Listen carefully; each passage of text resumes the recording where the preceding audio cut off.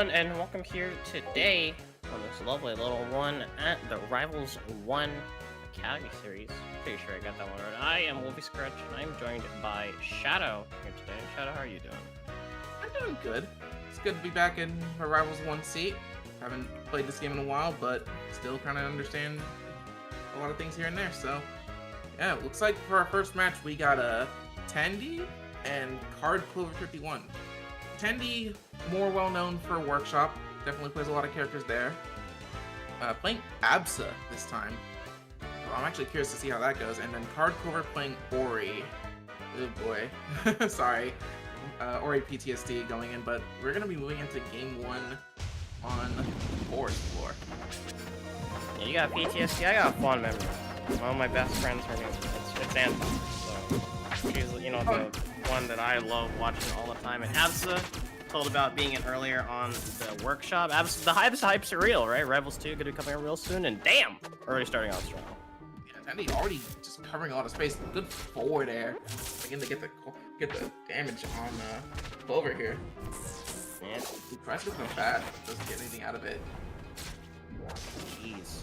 And the Strong's coming in left and right. Such an aggressive way to try to land directly on top of Absa. That's just going to lead into a quick little finisher.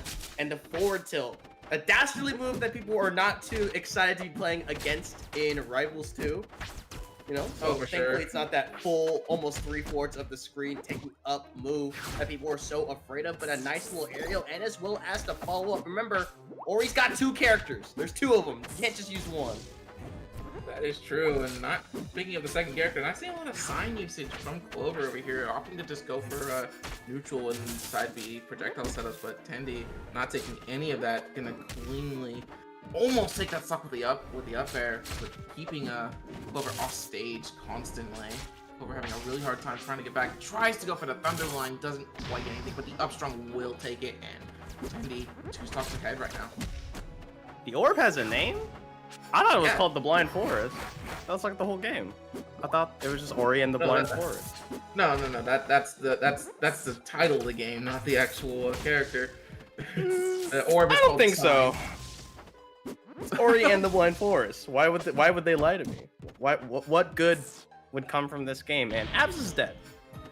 Yeah, unfortunately, not going to be able to get the second zip of the uppy recovery, causing Tendi to SD a stock, but still very comfortable lead and starting to get more percent. Whips the F tilt, but dodges the down tilt from Clover here. But Clover getting a down tilt, not connecting anything, getting straight hits, but not really getting the hits that matter. Yeah, and just being a stock down, and now you're just stuck in the ping pong game that Absa is just so damn good at. It's literally a 2v2. Both these players have little, like, projectile advancements that can be so strong within their combo game and forced to recover high. Yeah, gotta catch that recovery immediately in a healthy 2-stock victory with this Absa. Said it earlier, not happy they're picking the same color, but it is what it is.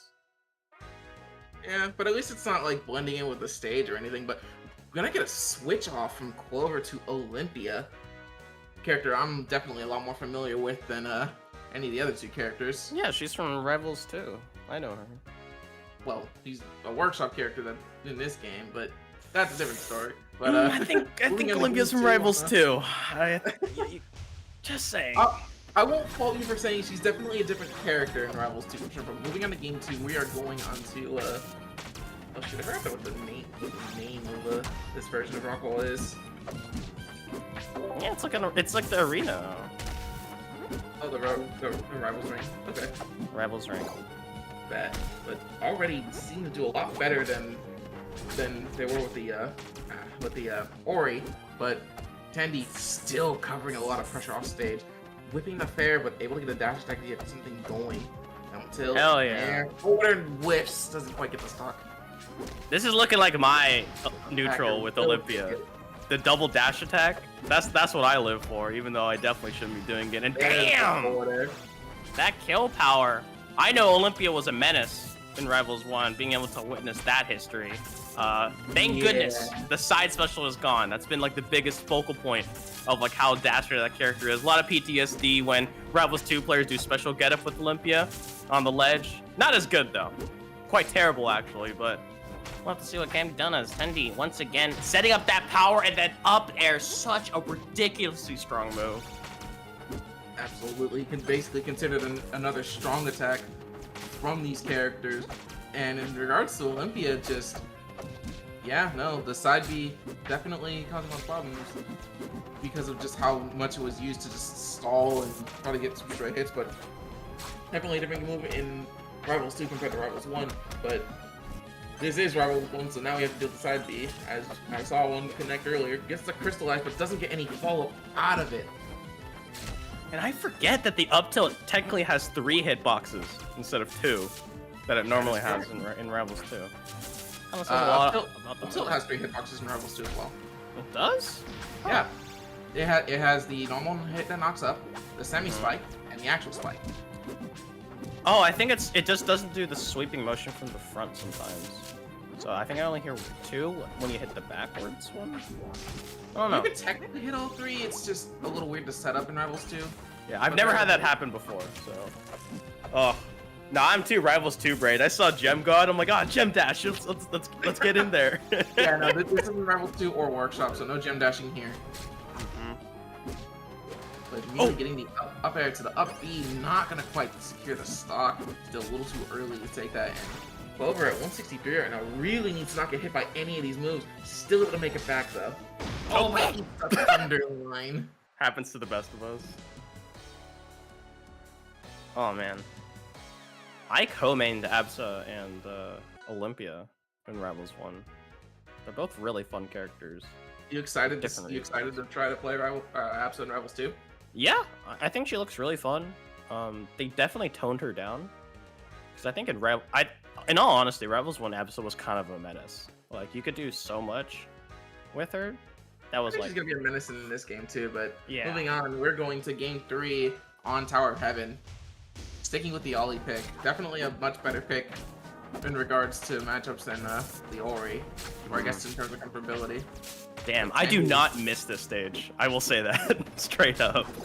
Why not? I don't like the structure. You don't like the tripod structure? I think it's like the structure. It's just too suffocating. I would rather go on much more different stages in that aspect. We have tripods in Rivals too. Yeah, but I just specifically just don't like this one. I don't know why. It just doesn't feel right. Oh, it's almost 1-to-1 the same stage, but I guess because of the movement in Rivals 2 and the fact that Rivals 2 has shield drops, yeah, a lot more forgiving in some aspects, but also not less forgiving in other aspects. But right now, Tendi getting the F tilt into the nair, gets the fair, takes the stock cleanly, only 44% on Tendi right now. 1 minute passing, and right now Clover needs to get something going before Tendi is able to start lapping percent. Already working on that with the nairs. Oh, I think it's really funny that people like called Absa a zoner, because she really isn't. Like, unless it's zoner by the definition of a NetherRealm game, well, for some reason, all their zoning characters are ridiculously good at boxing up close, and their projectiles are just like a secondary thing. But damn, Absa just continuously making it back. Finally, no, whiffs the down strong. You hate to see it. Oh no, we're just throwing out moves now. Clover, I think, just in a really bad spot. Tendi's probably in their head right now. Yeah, you deserve that. But still, a whole stock behind. Up air, not gonna take it, just barely whiffs, but that up air will take it. And Tendi with a JV3 on Clover. Wasn't that crazy that it almost comboed together at such a high percent? Yeah, that's abso-free. String together, but fan, real good stuff. Absa controlled. This people forget this character is kind of crazy. Like Absa. Oh man, I'm so glad. I'm really happy to see Penguin come back because Absa's coming back. Yeah, no, Penguin will definitely go back in the driver's seat once Absa is fully released. Not too long from now, actually.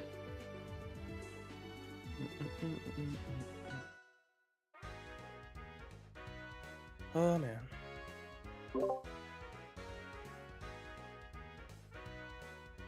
rtnman and Arae.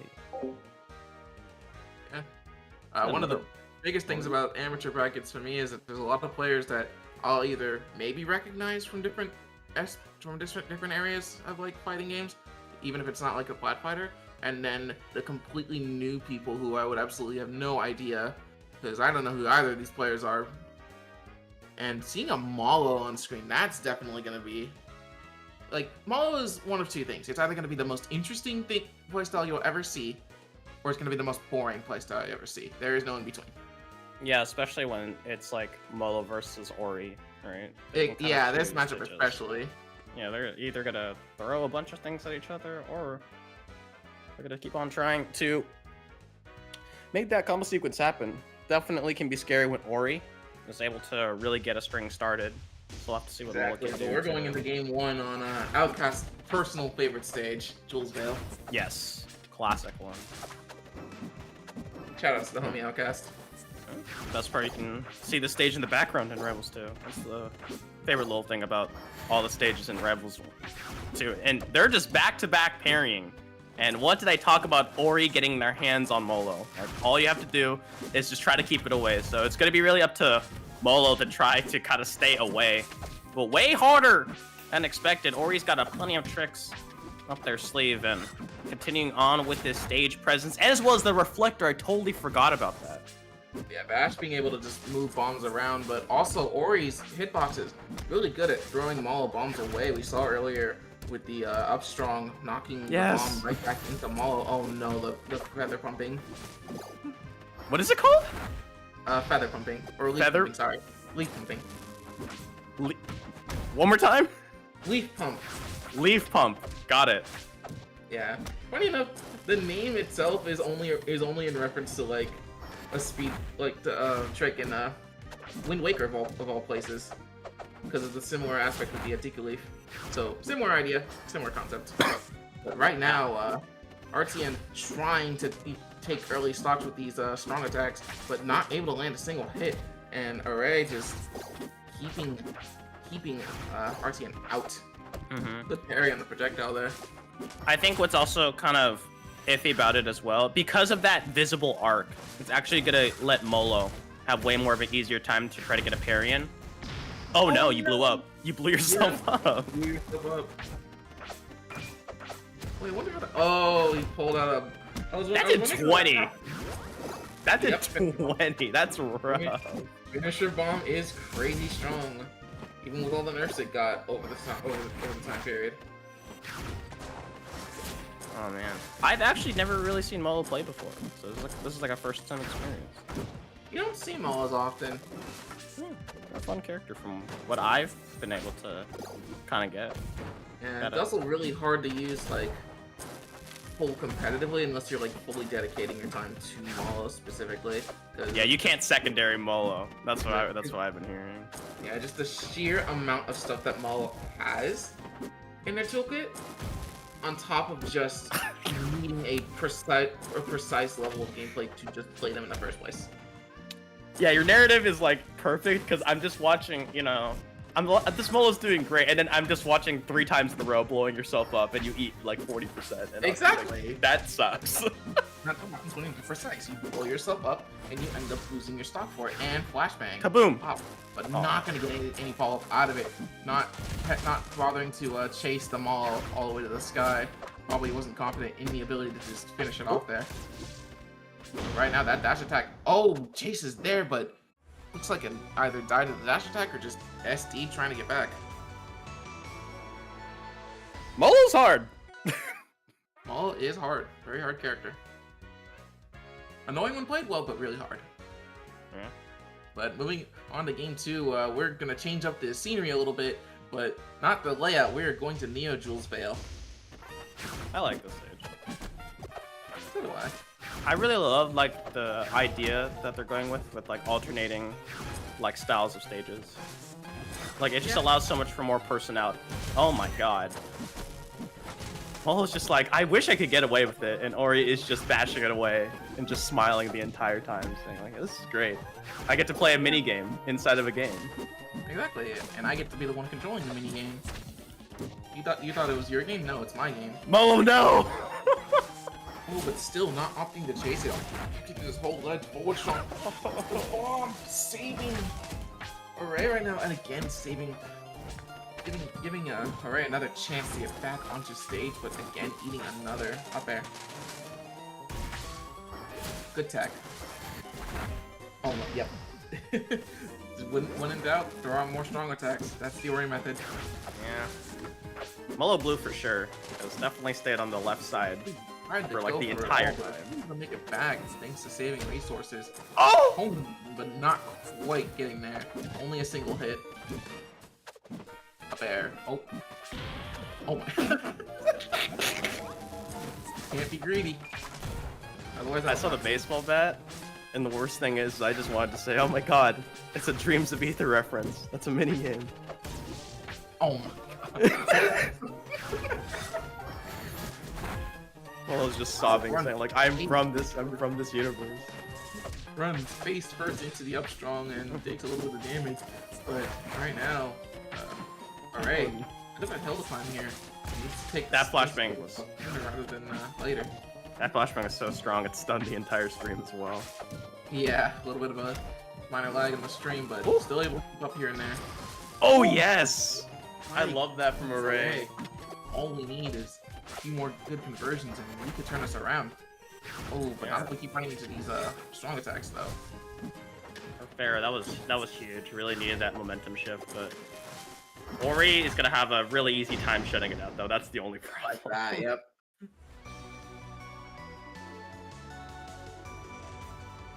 That's a weird way to spell, in the forest. Interesting. Oh my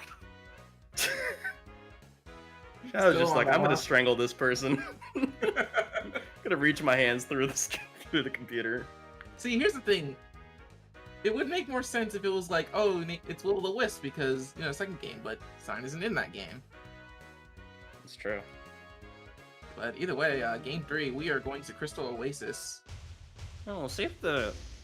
I missed this design of Crystal Oasis. I really love the center pillar. Yeah, I mean, they still kind of have it in the new design. It's just a little different with all the layouts of it, and it being a Rockwall layout. Which, by the way, did you prefer this layout, or did you like the Rockwall layout? I think the Rockwall layout is way better for Rivals 2 engine because of the being able to shield drop and continue with platform movement. I feel like having this setup would just not work because there already is one go dive. It wouldn't make sense to have another 5-plat situation. Well, I mean, considering it's a reskin of Rockwall anyway, I feel like that wouldn't be the main problem. But I do agree that the Rockwall iteration is a little better considering that, you know, Earth, Crystal, stuff like that. Yeah, but we don't see Crag on screen right now. We see Mala. And I will say, this music is making me feel old. This theme is... Oh, no, you're dead.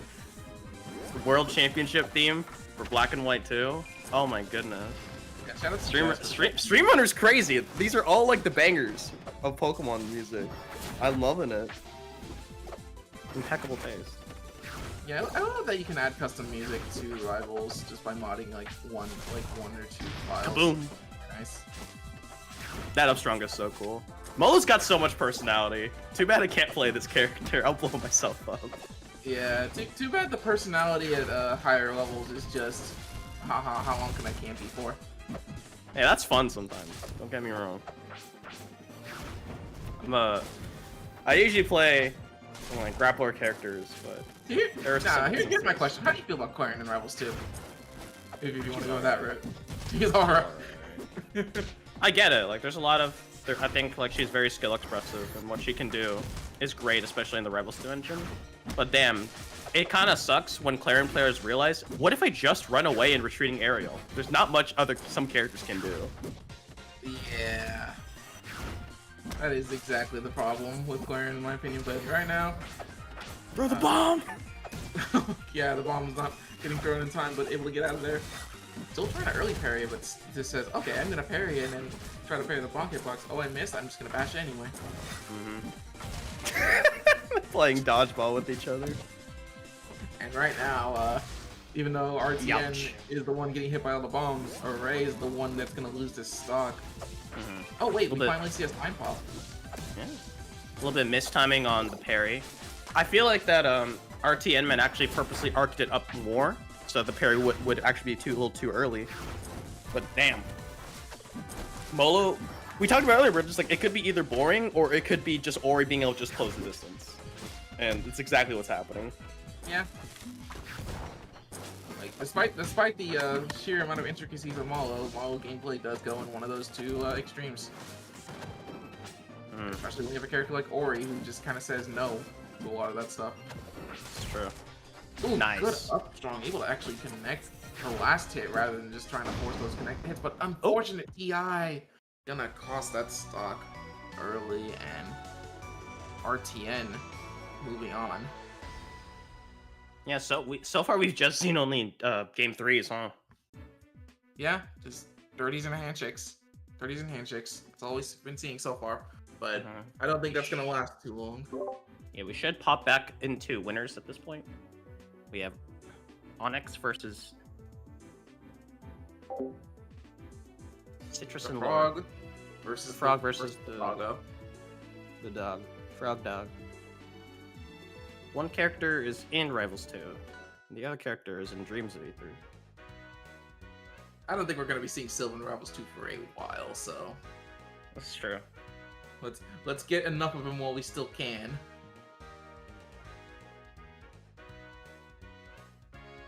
But looks like I just But it looks like we're going to be going into game 1 on Forest 4, Sill's home stage. just put Slade in Rivals 1. Dan, put Slade in Rivals 1. My life will be yours. Dan's the one you should be asking for that. You should ask Workshop players to do that. That'd be so Or like cool. the creators. But That is a really blue frog. Like, it's It is a disturbingly very blue. it's supposed to be like Greninja colors, even though like I think I've seen a few runner skins that are much closer to that. But That right is not now, Greninja. That is Dory from saving from Finding Nemo. Oh See, man, I thought you meant Dory from Finding Dory. this is true. But I like Finding Nemo a lot more. Oh, 1000%. That is definitively the better movie. But Yep. I was gonna say before we started this game, I was gonna see how many backers we see from the Sylve. We've seen 2 so far, but none of them. But they've only been used for recovery. Ooh, that Dacus! It's the clean sweep from the ground to the sky. There's one, but it's not landing. Doesn't matter. It just takes one. Yeah, but one of the Sylve's main issues is the inability to properly kill. Especially when you got this frog throwing out all these aerials and trying to just completely stop you from doing anything. Good Dacus coming from Onyx here. Yeah, really good. Like, it doesn't really matter where you go with it. You know, has the speed and the Dax as well to work with it. Excellent read as well. Having such a hard time finishing it and can't even do it with that one. Damn. Let me get that down strong back. I don't like Rano's down strong. I don't like Rano. Oh. Good back air, not gonna take the stock just yet. Chase team all the way out, but Rano's airspeed notably known for being very slow. Are we finally gonna be able to take the stock? Yes, we are. With 193 with the up air, and right now, Lord having a really hard time trying to secure stocks properly, but they're able to live a pretty long time. So who knows? Maybe Bye-bye. never mind. Commentator's curse. Commentator's curse. Oh man. Oh my god. It's just Onyx another is on typical. point with these parries. Yeah. Oh, that was sick. Oh my goodness. That And you would've have been to. cool if it worked. Yeah, but you have to hard DI it anyways, right? You can't let yourself die to Yeah, it, but you yeah, just you eat so much would- more damage. Damned if you do, damned if you don't. That's my biggest gripe sometimes in Rivals 1. Like, I have to DI this way or else I die, but if I DI this way, I eat 40% more damage. I feel like that's just a problem in flat fighters in general, but Rivals 1 definitely big with that due to how drift DI works, because you could end up DIing way hard in and then eating even more hits, as you said. Right now, Lord keeping off stage, but doesn't get the hit. Okay, down strong will finally take it, and right now at 113%, one good read could do it.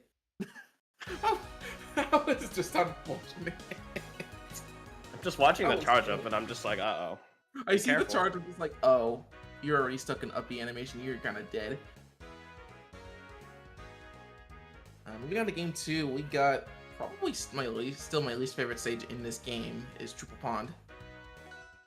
I don't like this layout, and I hope we never see it. Yeah. Like I did like the original soundtrack though. So. Yeah. We already got freaking Harbor into. We don't need this layout too. Yeah, it's a fun layout. Doesn't.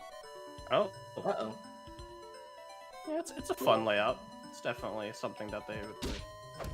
There we go. There we go. Bit of technical difficulties there, but we are back, and right now, Lord, evening up the percent right now, looking a lot better than it was with game 1, where he was taking 100%, but not able to get back on it. And Onyx eating these up airs. Ooh, dodging the second one though, and Lord not gonna get anything out of it. Oh, I really wanted to see the strong read there. Like, you just really want to just try to get some kind of momentum started, and this is one way to do it. All the stringing attacks together, and the trade actually working out for Lord. Bird box too. That was a down strong. Just the leg scooping up into it. Good conversions from these with these down strongs here. Oh yeah, able to get it, and now Lord finally having some kind of momentum. I love the little usage of the platform, trying to find some kind of extension, but no confirm, or at least being able to get a kill afterwards, but missing out on a huge opportunity. That's going to be a huge lead, potentially getting even more by Lord. Can't finish the job, and a missed parry as well. A little bit of awkward timing, but that up air, good, not that strong. Again, tries to go for the, good back air from Lord, and now we're looking at the exact reverse of what we see in game 1 with Lord in the driver's seat of this lead. Oh no, not like this though. You hate to see it. Yeah. I mean, you have to try. Lord knows that CitRis is just so on point with being able to react to every single part of the recovery. Like, how many times, Lord, great stuff with the movement, but a parry comes into play. Incorrect direction, but surely the second will connect. Aiming the F-strong the wrong way there. Mm-hmm. Right now, I mean, it could be anyone's game at any time. Just because we see a lead right now does not mean it's over at any point. Anything can happen in this game. There have been notable 0 deaths out of absolutely nowhere. Ooh. Good parry from Lord. Down strong, not gonna take it just yet. Misses the sweet spot. Misses again. Gets parried. Goes for the back air. Misses the fair. We're getting conversions, but we're not getting kills here. Yeah, and another parry. Another parry. With parry to death, but ends up getting it, but eats an up air for his troubles. And Lord on the board, 1-1. Not all 3 outs. The curse has been broken.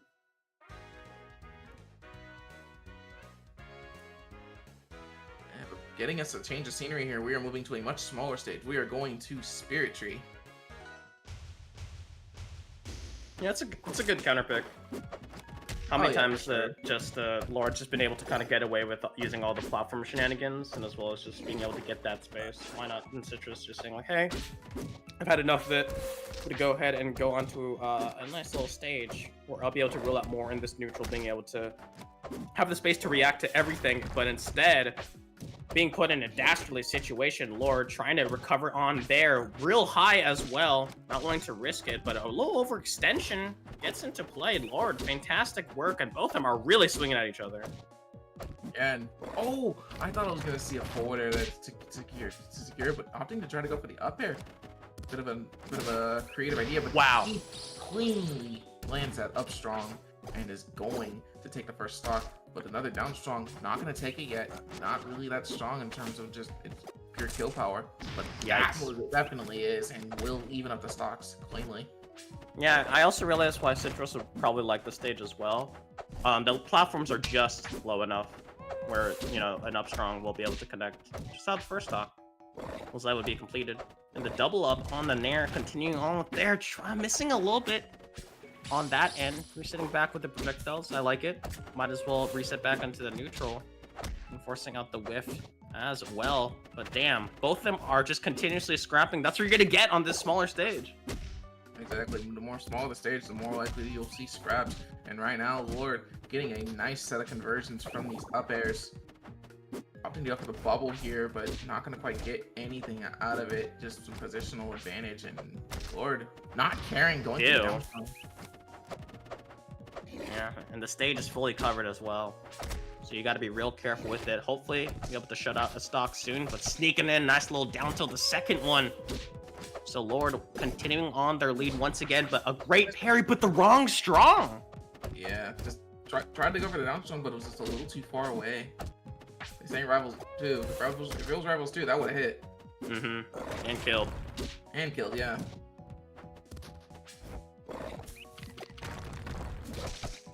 Again, trying to go for the down strong reads, opting to just go for like really hard reads rather than just like trying to just react to where Lord is gonna go.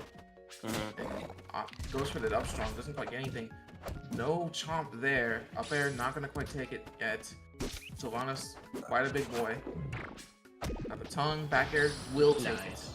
Yeah, and we know CitRis is capable of being able to react. Because we saw in the first game where it was just instant Dacus as a response, and now that's gonna be trouble. And Lord wasn't prepared for the DI, and Lord taking the third game. It's a 50-50, right? You don't know which side Lord's gonna down smash from, or down strong. Exactly. Sorry, I was crucified the first time I said that. I think the only reason I swear the only reason that we have to use strong is because Smash is a copyrighted word. Yeah, well, then they just gave up. They're like, yeah, we'll call it Smash Attack. Yeah, but I guess it doesn't really matter at the end of the day. But moving on to game 4, we are going to. How do I forget these stages? We do need this layout though. Yeah, I hate the stage, but the layout's fine. We do need this layout though in Rivals 2, honestly. Yeah. Damned if you're red colorblind. Oh no. This soft music with just burning buildings in the background. It's like, oh man, I'm having a time of my life. And if you're CitRis, you do not feel this way. Lost the stock already, and Lord is just continuing on in the driver's seat, barely taking any damage in response. And the usual way that CitRis has been able to kind of read out and defend against these recoveries that Lord has been doing has just been, getting worse and worse as the set has been going on, and Lord being able to get away with it just lets this lead just get worse. Exactly. Good parry from CitRis over here.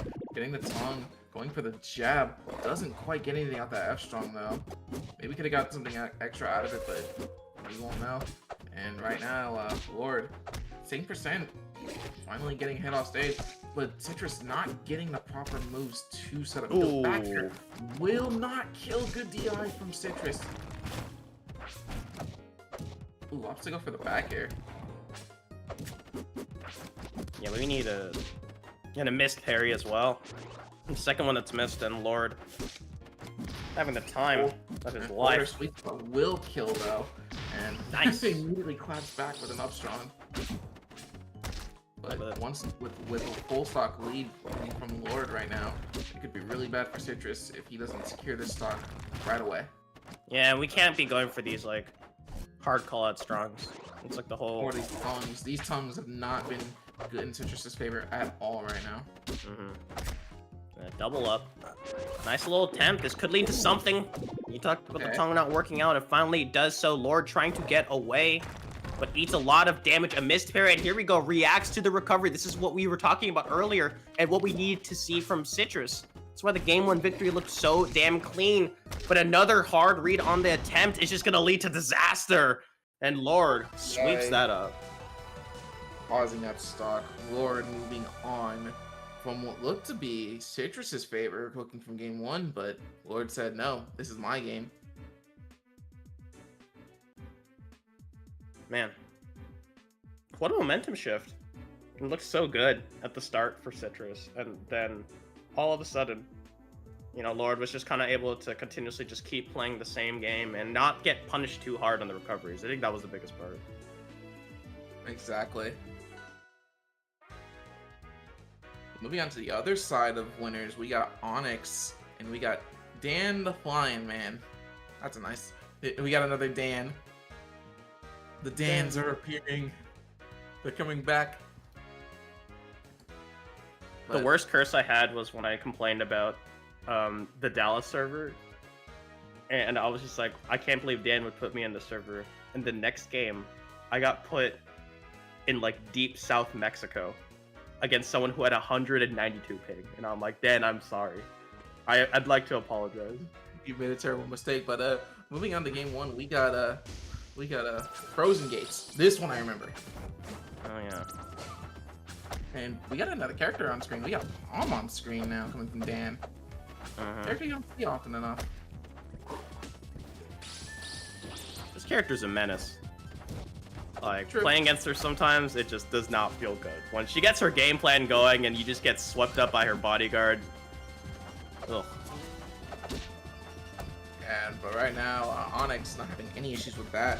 Immediately able to just throw these back airs and able to get some go. We got one Vince grab. Let's see if Dan can take full advantage of it. Here comes the edge guard coming from Dan right now. Nice. And here it comes. Ooh, What a call out! That was fancy. Yeah, that wasn't called. Oh, I think did not go for the parries. Maybe tried to go for the parry, but whiffed. Oh man. Oh yes, it's suffocating. It's suffocating when she's able to trap you in the platform, but it's great trade working out for the frog. Onyx. Great start to this one and hopefully able to continue out, but Palm does a pretty good job at disadvantage. That's kind of the hard part about it. Exactly. Palm, well known for her really strong disadvantage game. That could Jeez. Stop like that. That was rough. I tried to get the nice little plat drop fair. And I hate saying that. I hate saying using the buzzword. And Rivals 2 would have worked, but not in this one. The up strong just shutting that stock out. Yeah, no. They're different games. Yeah. One's better because Palm's not in it. Oh, she'll be in it soon enough. And then I don't want to think about it. She's such a scumbag character to fight against. But still, DanTheFlyinMan doing a fantastic job so far. Trying to have a cute comeback as well. Was down a huge amount on the first one, and damn, a nice little usage of that fair. Got stuck on the platform, unfortunately. So Onyx taking full control of that one, and a missed forward strong, and does not read the DI correctly. Was drifting on inwards, expecting a little bit to go on out, but a nice reversal with the bear. Ooh, good up air, and we got even stocks. Full setup tools online, and right now, bit of technical difficulties going on right now. Hard to see what's going on, but we are back, and with Onyx getting the percent lead right now. Get the dash attack into the up air. Tries to go for the fair, doesn't quite get anything out of it though. Oh yeah. The up tilt, the good old tried and true anti-air, and now Palm is just able to kind of be able to utilize all this movement, but excellent coverage with the needles. Not enough, however. Doing an amazing job trying to keep Palm stuck into this corner, stuck above these platforms, and a great little bear as well. The damage is stacking up fast, so Palm's got to be careful. Yeah, right now, just getting these fairs, but not quite getting these kills. No, still able to live, despite how light Palm is. Still able to live. Oh no, the unfortunate trade not working out for Onyx right now. Giving Dan yet another chance at life. Forward strong. Yeah. Reverse fair, unfortunately, not going to be getting not what Dan wants right now. This is such a disaster for Onyx. Oh. Like, you know that you can actually just die. A missed attempt. Just like and it not, yeah, and it didn't kill as well. The dash tech able to connect 165, but an excellent call out on the float. Just sinks it on there with a nice little double jump fair, and Onyx takes game number 1. Scary as hell, but a win's a win. Win is a win, and we are going to game 2 on Treetop.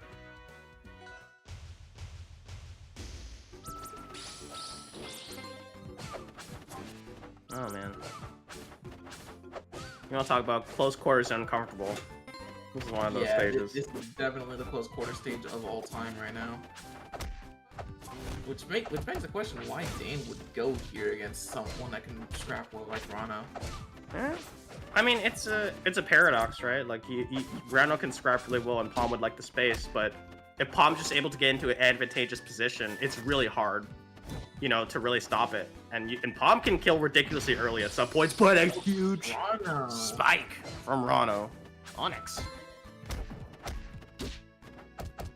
And already just getting a lot of percent just for the up strong. Forward air, not gonna take the spot, but gonna put Dan in a really bad spot. Often getting notes, able to get back onto stage.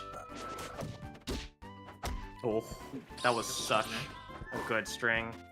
Now all you have to do, if you're Onyx, you just wait around here on the platforms, and just expect the swing outs. A nice attempt on the strong, but it's gonna lead to a punish and a nice little fair as well. Huge position to be in.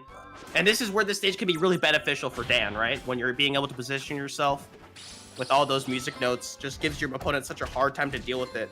But the problem is that, you know, when Onyx is able to close the distance, as we saw in stock number 1 just disappear for DanTheFlyinMan, you have to be so damn careful. It's a double-edged sword. And if it's not going to work in your favor, it's going to cut your own self. Like that. He's not fair. He's gonna take that stock very cleanly. And right now, Dan lost stock right now. He needs to get something going from any conversions. Palm definitely able to do it, but against someone like Rano, you really need to make sure you don't end up getting hit, or you can just end up in that situation right there. No tech? No tech, but still able to live. Forward strong. Sending Dan back off stage. Yeah. Oh. Doesn't like anything out of it though. I like the attempt. Might as well go for it. Oh no. Unfortunate. Oh. Someday it's gonna land, and it's gonna be really cool. Cool when it works, but until then. Nice. This time we're not missing it. Yeah, finally ends up getting that reverse sunshine. Oh, we got the combos on deck, but unfortunately not going to be able to finish it off. Oh no! Oh, you just made it back! Barely made it onto the middle. Back air will do it. The Rano special. Back air out of nowhere. Yeah, I think Dan definitely didn't expect Onyx to disrespectfully just go forward. Expecting to retreat backwards, but unafraid, undeterred. We'll be able to take game number 2. And nice now little we have game number 3, and now we got the big stage. We are going to Neofire Capital. Yeah, because like it worked out. It worked out in like those shining moments, right, where Dan was able to get so much more of the combo and just suffocate Onyx. But it's just that Rano just needs to work so much less in those kind of scenarios where you're giving so much, you know, room to be able to maneuver around.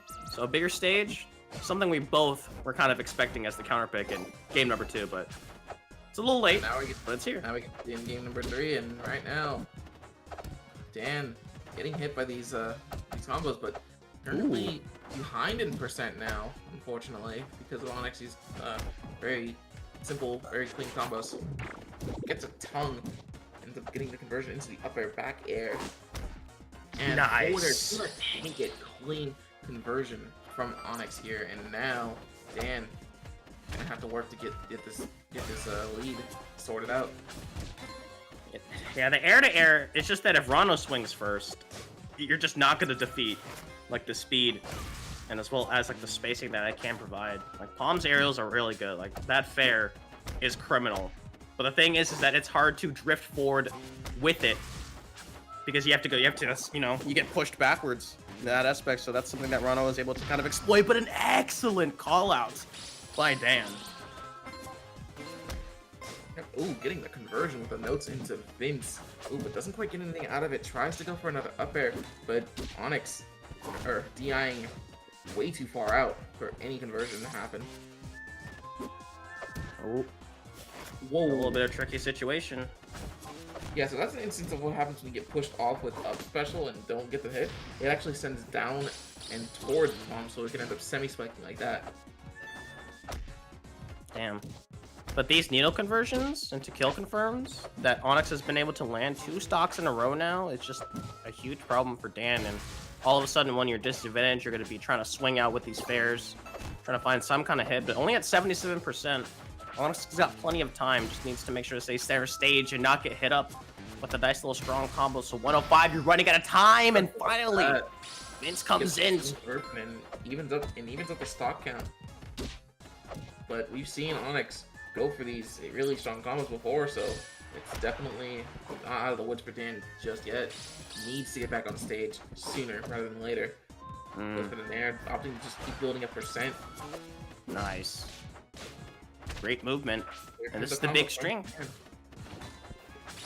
But unfortunately, not getting much out of it, only getting like 30% from that combo. Needs to win a few more interactions to secure it. Good stuff. Huge. Huge. Ooh, that would have been really good, especially with the DI out. Probably would have been able to chase that. But Oaks gets safe and down strong. Not gonna take it just yet. He gets another chance. He gets one more chance to get back on stage here. I mean, when in doubt, forward air it out. Yeah, again. Again. Dan. Oh, hella good. But you ate so much damage, though. Still possible by Dan. This is a huge opportunity. Almost gets that fair. Oh no! It doesn't go for the F strong or any edge guards. Misses the fair. No! Oh! And sure enough, we are. I don't even know what happened there. That was messy. But it worked out for Dan. Yeah, Dan taking it back. But looks like we are gonna get a run back on the Empire Capital. Yeah, I didn't feel like the stage was the problem. I felt like that Onyx just had, multiple opportunities to try to close it out, and then Dan was able to just kind of slip in through the cracks and find those opportunities and gets away with it. And also, what's the down air Vince? Down air one is crazy. Yeah.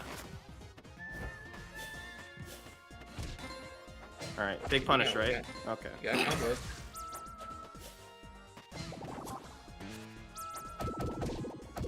Stalling time. Yep, stalling time. You are correct on that. And able to get back on stage. Unfortunately, missing the Vince. Something to just run away, saying, "Okay, I'm out of here. I'm just gonna reset up over there. You don't get to chase me by."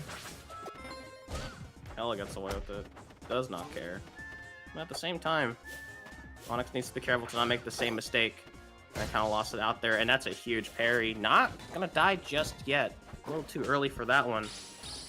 But all you need to be scared about is just a needle confirm into an aerial. That's how many stocks are able to lose out so many of these times. And a great little there, but that was not the strong hit that you would want. So Dan, staying alive and getting this frog cornered. Ooh, good back air to up air.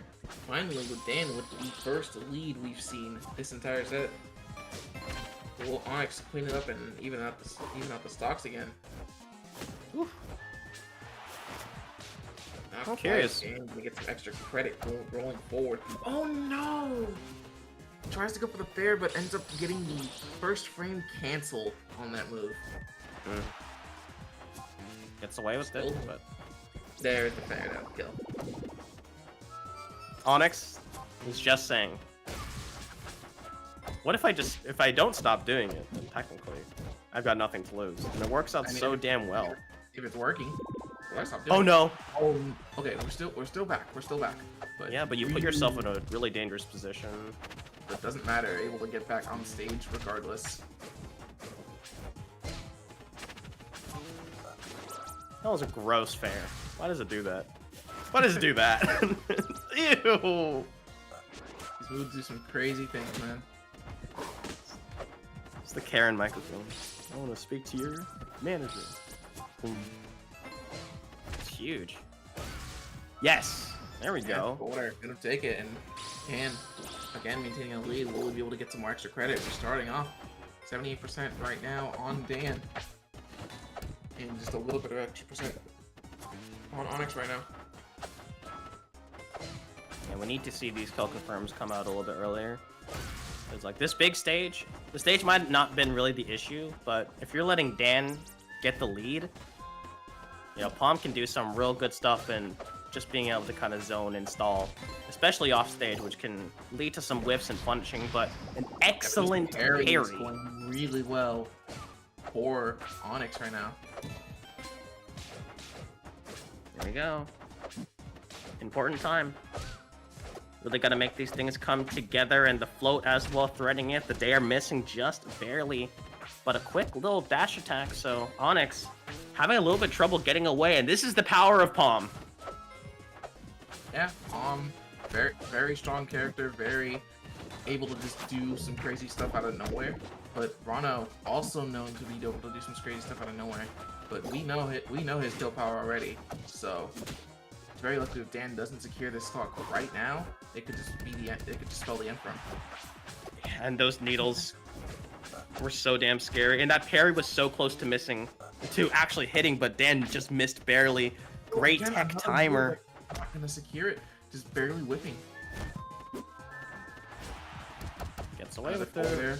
Nice read. Down strong, and we got ourselves a game 5.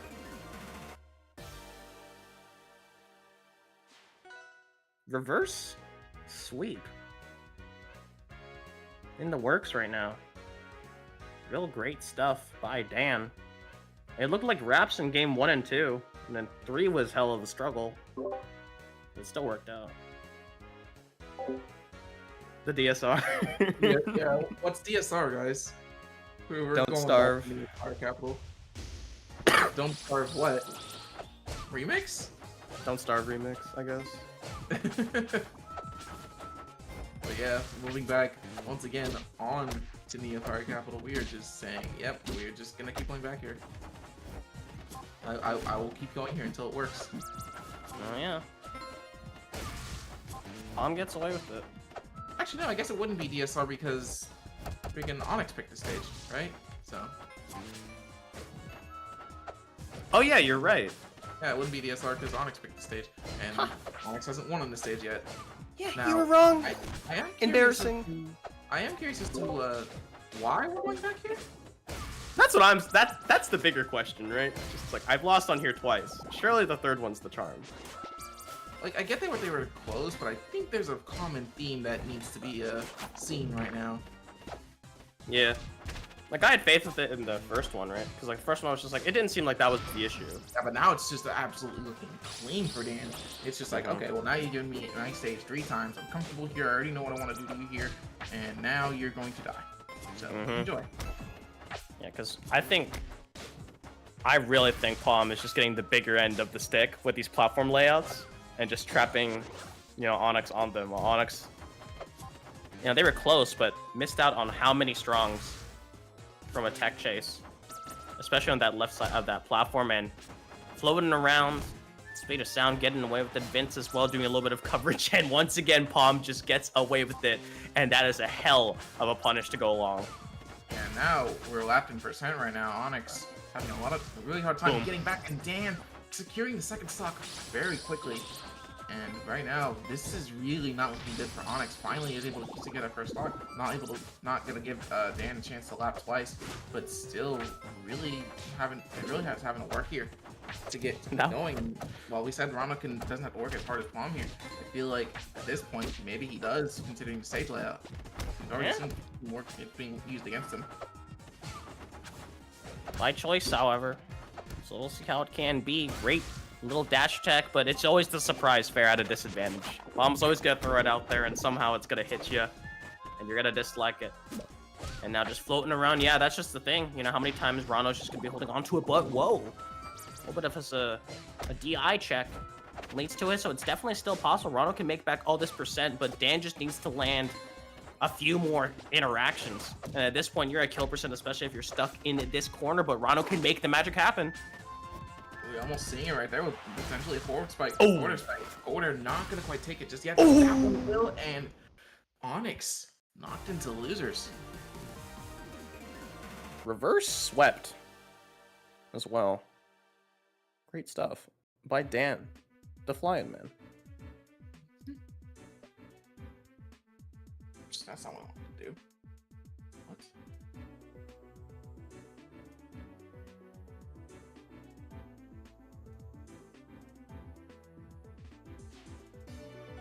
What?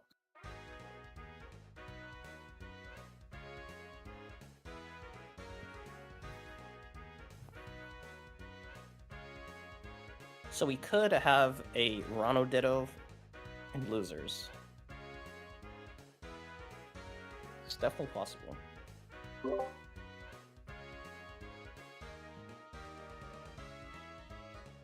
Sounds good. We're gonna go ahead on a quick break, and a literal bathroom break in this aspect. So don't go anywhere, we'll be right back with the Rivals Amateur Series number 370.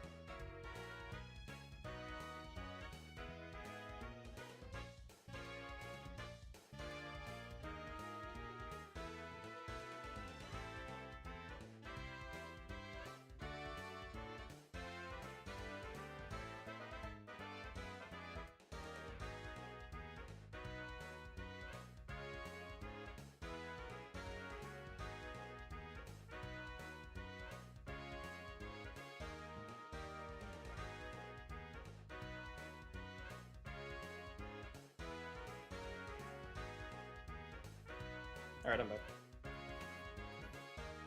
Welcome back to RAS 370. Sorry about that. Had to take care of a few things, but we're moving on to Losers Quarters. We got CitRis, the Rano, and RTN, the Ori.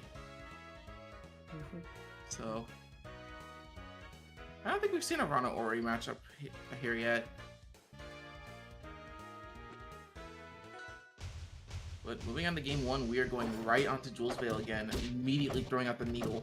First go. And just already just wanting to throw out these projectiles. Both these players wanting to just throw out projectiles all over the place. But right now, oh, we've seen sign taps from RTN now. Something I didn't get to see much of the last few games, but now here we are seeing it.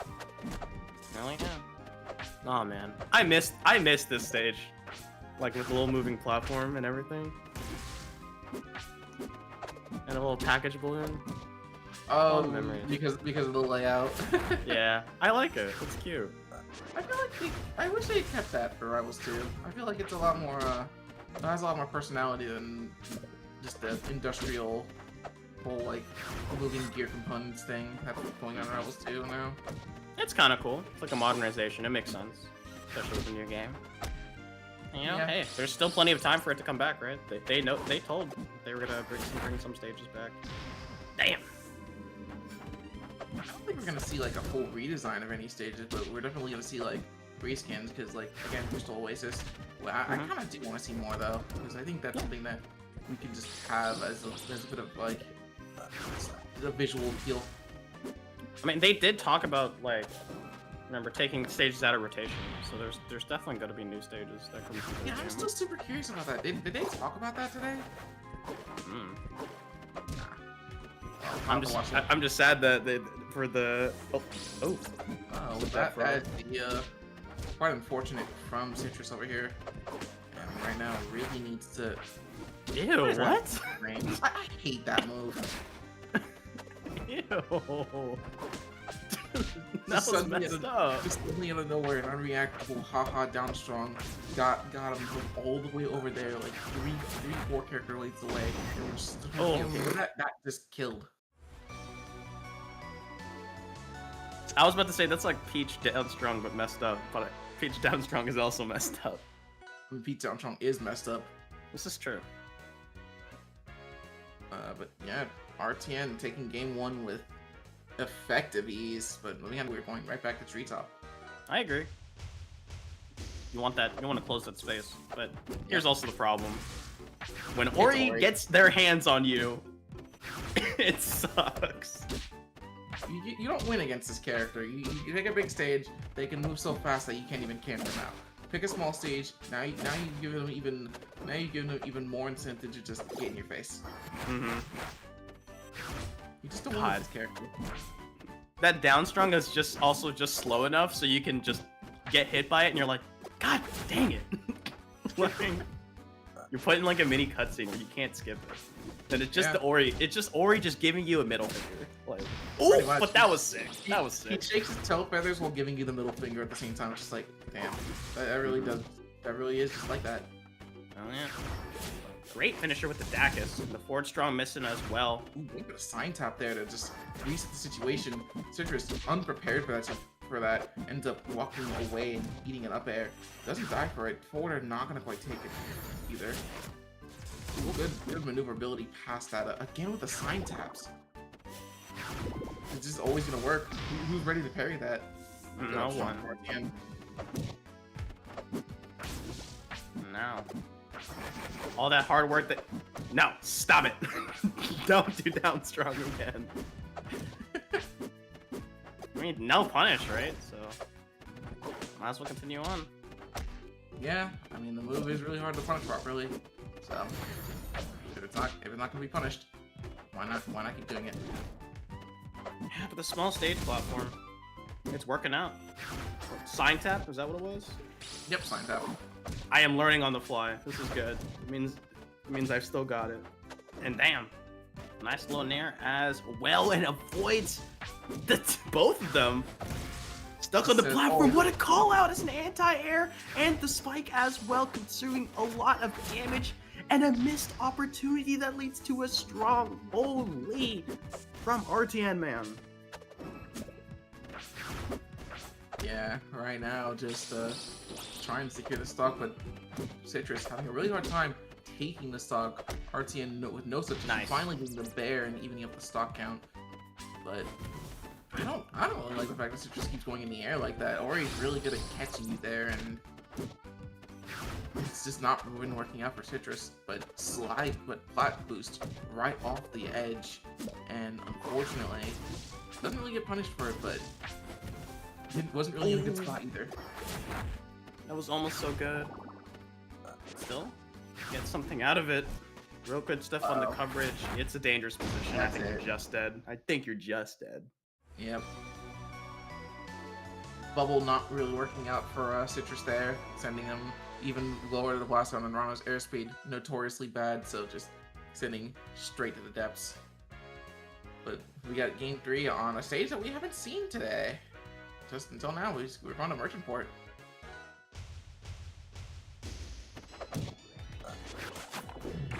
Cool. And here we go. Simply said, like, yeah, that small stage was nice in theory, but damn, did that suck. Yeah. Ori doesn't really have a bad stage either, so it's just how comfortable are you on your stage, because you better hope the Ori's not as comfortable. Don't do it. Oh wow. My god, that almost went really bad for CitRis, but the up B just barely saving him in the nick of time. Yeah, just barely, and great usage of the needles as well. Applying that pressure. And a miss strong, but not gonna matter too much. And trying to land with those needles. Thankfully, the forward strong does miss out. Goes for a Dacus attempt on there. Both I'm trying to go for a little bit of a parry action, but the hard DIN, that's gonna get hella punished. As we see the Iori just catching it once again. Yep, and we got the sign charge on deck right now. Getting that quick percent on CitRis right now. Nair. We're gonna get more nairs. Yep, there it is. Yeah, it's not the finisher, so that's the problem. Okay. Nair is not a kill move. That was a stupid trade. Yeah, you're RTN and you're happy with set up strong. Land it now. Bonnie gets the closer. Here we go, we got the tongue. How much damage are we getting on? Not much. Unfortunately, misses a lot of key areas. We get another tongue. This time we're gonna get a little more percent on it. He was messed up there. What's up? rtnman had down strong going, so the tongue could have potentially extended just the hurt box and just let CitRis get pulled in all the way. The worst part is that could absolutely happen. Whoa. There we go. I've seen people get back before, but I've never seen it look like that. Stretch out needle over there. Gonna land it once again. I didn't know projectiles went to chiropractors. Yeah. Cool. Acupuncture. You got spinal tap, and now you get stung with the needles, but damn. So much mileage with that up strong. It goes ridiculously high. Once spinal taps into a concussion. Oh yeah, true combo. Dead. With a clean just Dacus, able to just take it up and even the stocks right now. Here we go with the up airs. We got aerials on deck. Good read with the air dodge there. Could have been an unorthodox way to read that, but it paid off. A little bit of stall with the reverse up tilt. Was expecting like an air dodge in. Unfortunately, did not get it. Instead, gets a nice little double dash attack as a follow-up. That's going to be an unfortunate strong landing. Thankfully, the projectile doesn't land, but you're in such a dangerous position. And that forward strong has just been dead at so 60.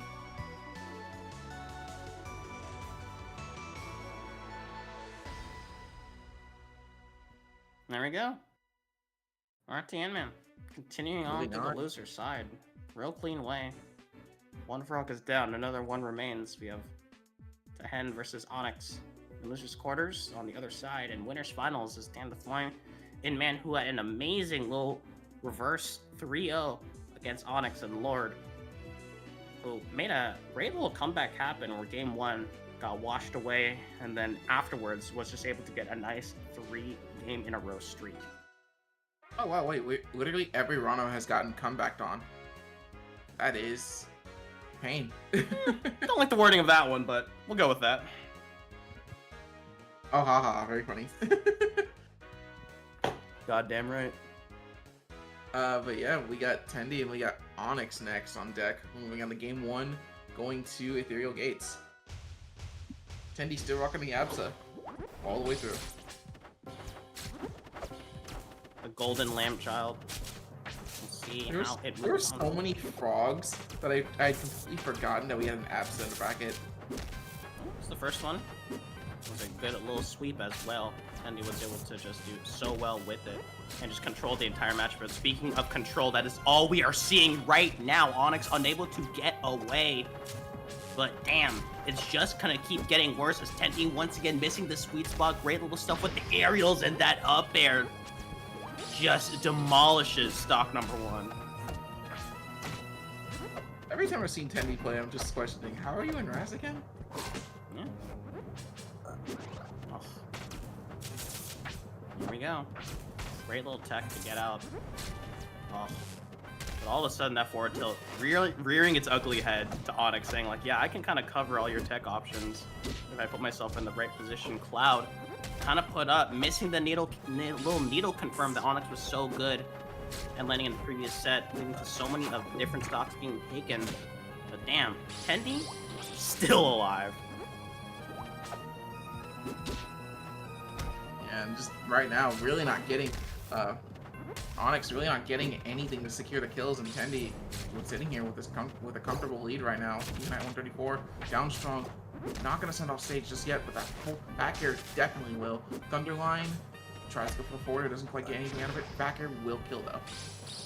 Yeah, but 110%. You're literally one good strong away from dying. Thunderline's also there. A sweet spot, an up air. Up air, anything. Like, you pick your poison. You're gonna get hit by one of them eventually.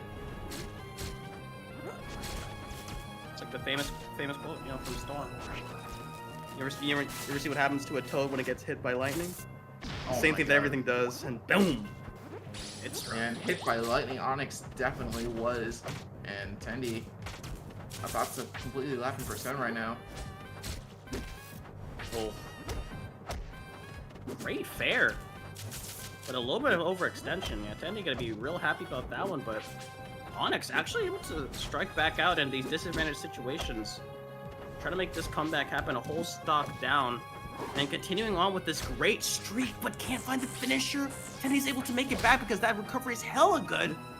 Yeah, and not gonna die to the down strong there. TehEnd sitting at 90%, but still sitting in a really comfortable position up there. Not gonna quite take it yet, but putting Onyx in a really bad position right now. Up tilt, up air, not gonna land. Ooh, again the forward tilt. Good parry from Onyx. Good DI from TehEnd, however, mitigating that down strong there. Yeah, and not the sweet spot. Great stuff on there. Dacus misses, however, and that's, in my opinion, was gonna be like your last chance to try to. What? I saw Onyx just sitting there waiting. He's just standing there menacingly. But unfortunately, a little bit of technical issues, and TehEnd just gonna kind of end it there. I don't know what happened. It was probably cool. Probably was cool. How did we get here? Attendees in top 8. Well, TehEnd's been kind of messing up brackets. Real good with this app. So we in the game too. We got Tower of Heaven. Taking abs to the triplex is probably not the thing you should be doing, but I guess we'll see if it works out for Onyx or not. Yeah.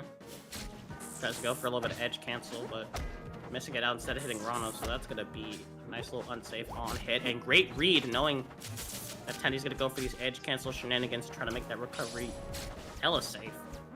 Instead, resetting on back into this neutral. Both of them trying to utilize their projectiles and try to land a confirm as well, but TehEnd eating so much damage, but the lightning line gets struck for a good amount of damage. No parry as well, so Onyx actually able to sneak that one in though. Yeah, lands a tongue, able to get some conversion off, and TehEnd off stage right now.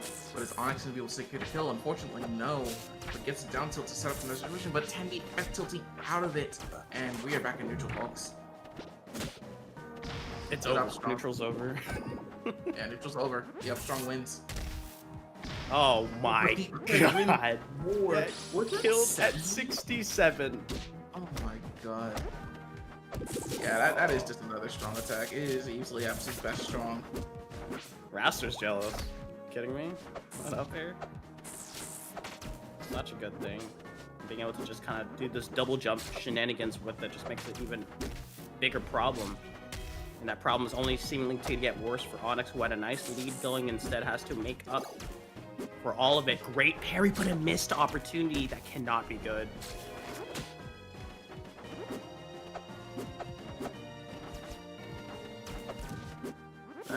Right. And right now, ooh, Onyx trying to go for the dive kick, doesn't quite get anything out of that. And right now, TehEnd really trying to get some sort of setup going, but Onyx is just throwing out these aerials, having full coverage, and TehEnd is going to be the one behind now. But who knows for how long? Onyx at 107 can easily secure this with like one good read. And we got a Thunderline cancel, which means the Cloud is still in play. Yeah, because you're just like, you have the lead for how long? We literally saw up air kill at 67%. Exactly. But these parries are working out so good. Killing 76. Super early, 76%. And we are 1-1. Yeah. Got the parry timers down. That's kind of the hard part. When you're able to just use all your aerials that are good as APSA, if you start becoming predictable with it in this tempo, then Onyx is just simply able to catch on. How many successful parries that were during that single game alone kind of should, kind of teach us like, hey, I need to tone it back. I need to be really careful about it because it will lead to your end. And it's going to be Fire Capital. It's going to be the counter pick.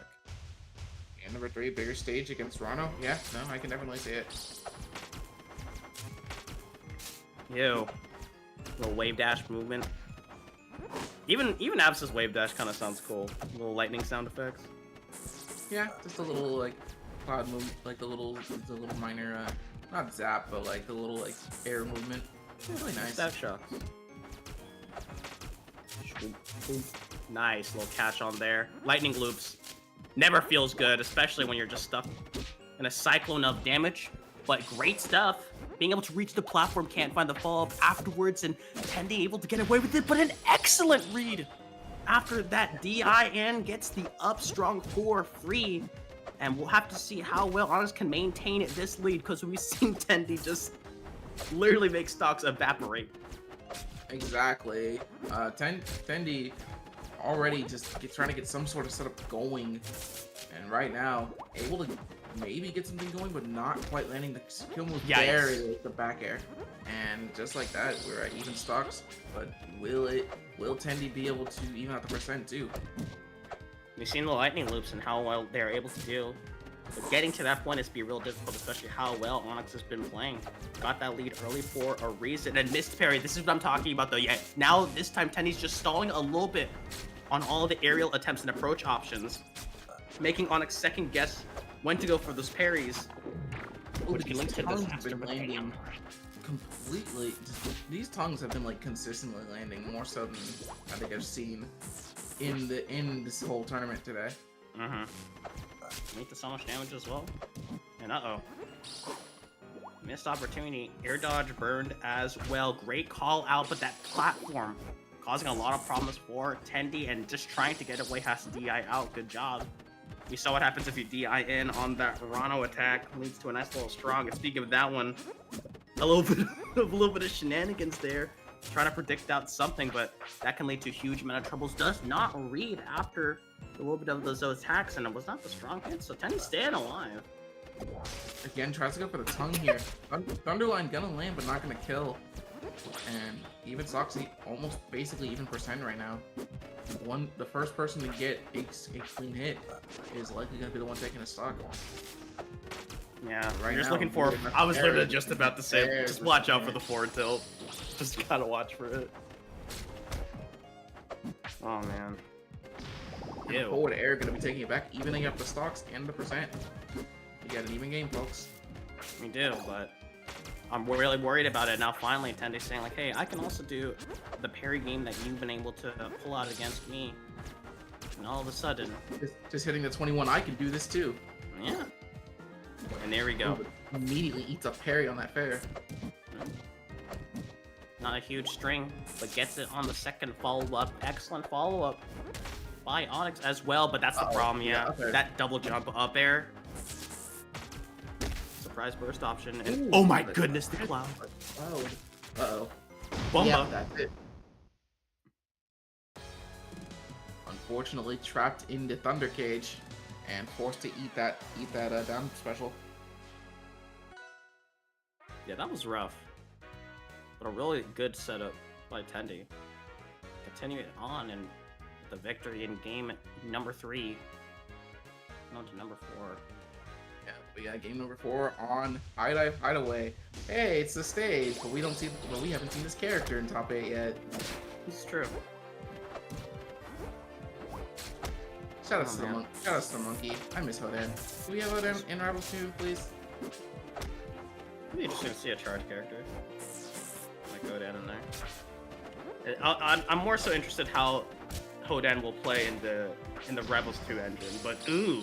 But the forward strong taking that stock quite early. 63%, that was crazy. Fortunate DI coming from Tendi, and another tongue landing from Onyx here. Tries to go for the up strong, doesn't quite get anything out of it though. Here comes the jabs, and as comes well, the- great movement, but just can't seal the deal, and that's gonna be great news for Onyx. Back air, not gonna quite take it yet. Oh, the Thunder didn't go for the Thunder line instead of just the knockback. Forward air. No, it doesn't quite hit the fourth Nice. one, but the fourth one will kill. Dab's a classic. Just land with a fair Rubera and just pray that you get the sweet spot so you can try to finish the stock that's just been getting away from you. But instead, trapped on the right side of the stage and unable to land. Great stuff by Onyx, continuing down, lands the down tilt into the finisher as well. Looking way better. We'll see what Tendi can do on this comeback. Has the lightning loop set up. Does miss the third one, however, and Onyx fighting their way in. You just need to not die. You need to, like, at least get Tendi up to 60, 70. You just can't explode to, you know, forward tilt up air or something like that.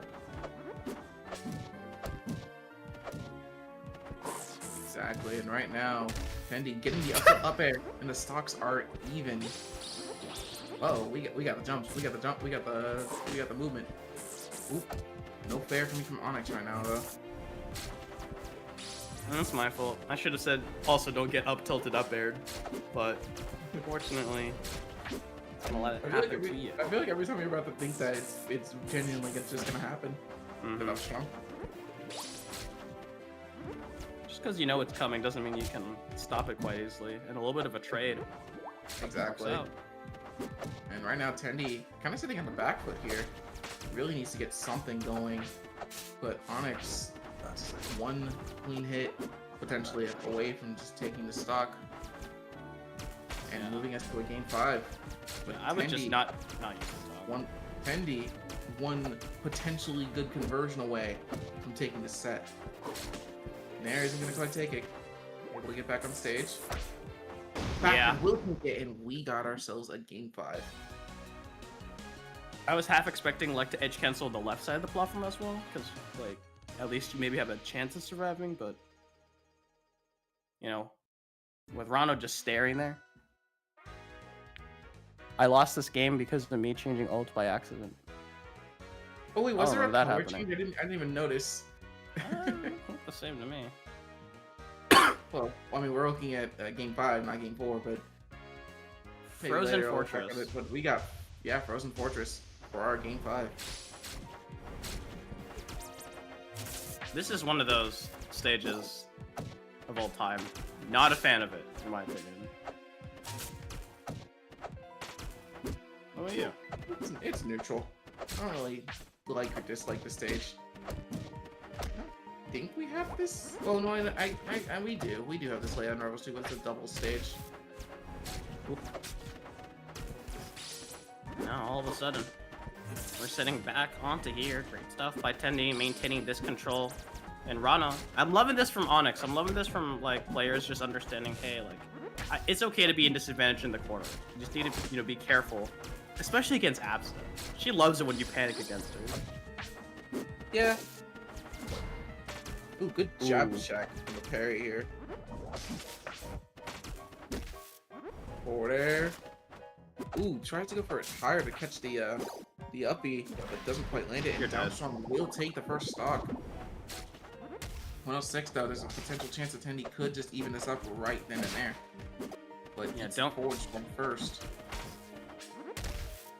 There it is. You just have to avoid an up air. This is the stuff that people be saying in chat at like in a major. They're just like, what if you just avoid this move? And I'm just like, I'm trying. What if you just don't get hit? Trying. You know? Don't get hit. It's the best strategy out there. Don't get hit by one of Absa's best moves in this game. And here it comes, a lightning loop. Just expecting the DI outwards. The fair is gonna miss, and it leads to Onyx being able to escape.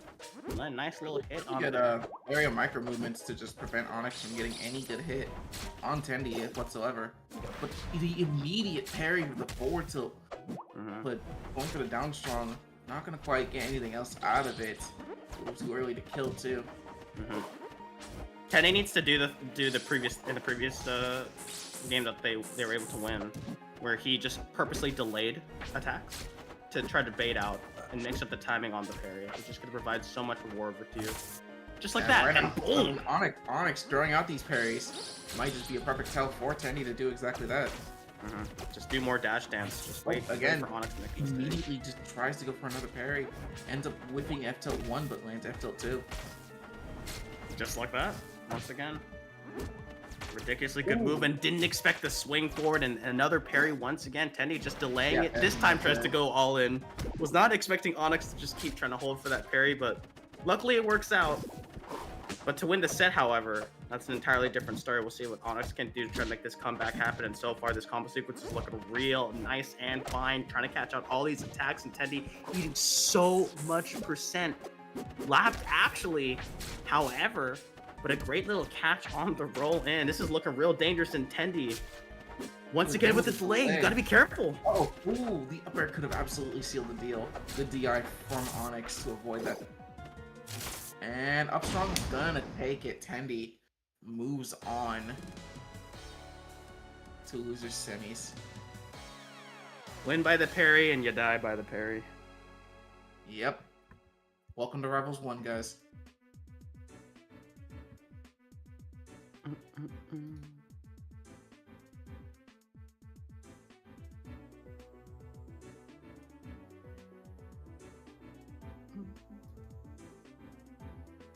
All the frogs have fallen, by the way.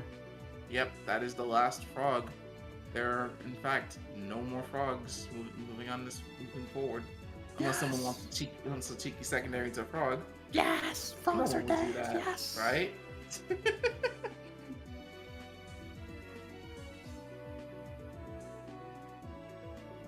Yeah, on the winner sides, we have DanTheFlyinMan with the Palm, Lord with the Sylvanos, and on the loser side, oh, go ahead.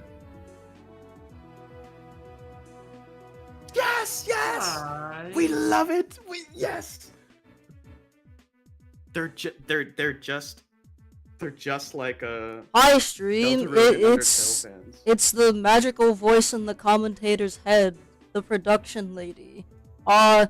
We don't have winners finals, and I don't do any of the whole draw out or simulation stuff. I just skip sets, so we're gonna be skipping winners finals, unfortunately, because that set was not submitted. Sorry, but Lord took winners finals 3-0. Yeah, guys, let this be a reminder to you: always submit your replays. Hold on, look in the commentators chat. This is you looking inside the replays. Oh no.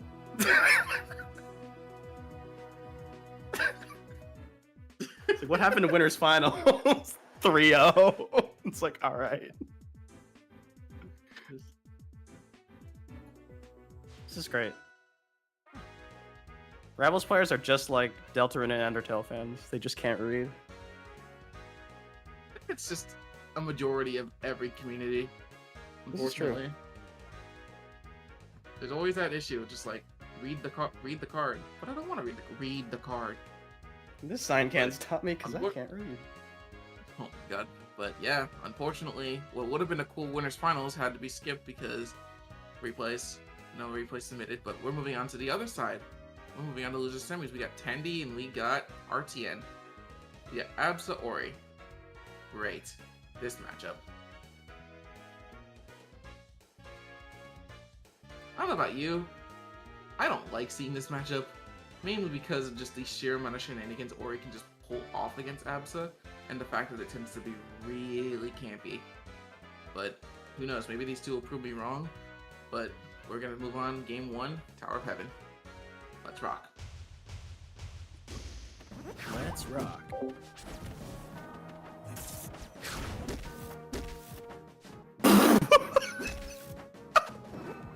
That's one good way to. Oh my god!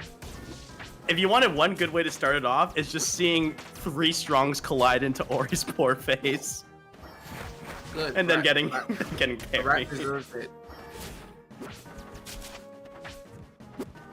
No, Ori's cute. Okay. Well, until you play against her. Yeah, until you play against her, and then you say you just want to cry. But Oh damn! Right now, Tendi opting to go for the down special, doesn't quite get it, or he's so That was crazy that it almost connected, no? Oh my god, that up strong is so big. And on the contrary to what I was saying earlier about the match being campy, we're seeing a lot of approaching from these two. As I say, good. It can't be a camp fest. That's the thing, because Ori is just so good at being able to dish it out, and the movement with the double jump stuff from Absa is just gonna make it way too difficult to reliably, you know, get those projectiles in. But an excellent up airs. Youch. All right. And even Tendi just like saying, I'm not gonna camp him. I want to scrap. Let's scrap. He's forward air too. Jeez. Version. Out of nowhere, in a blink of an eye, and all of a sudden, Tendi putting on a show, continuing on this streak.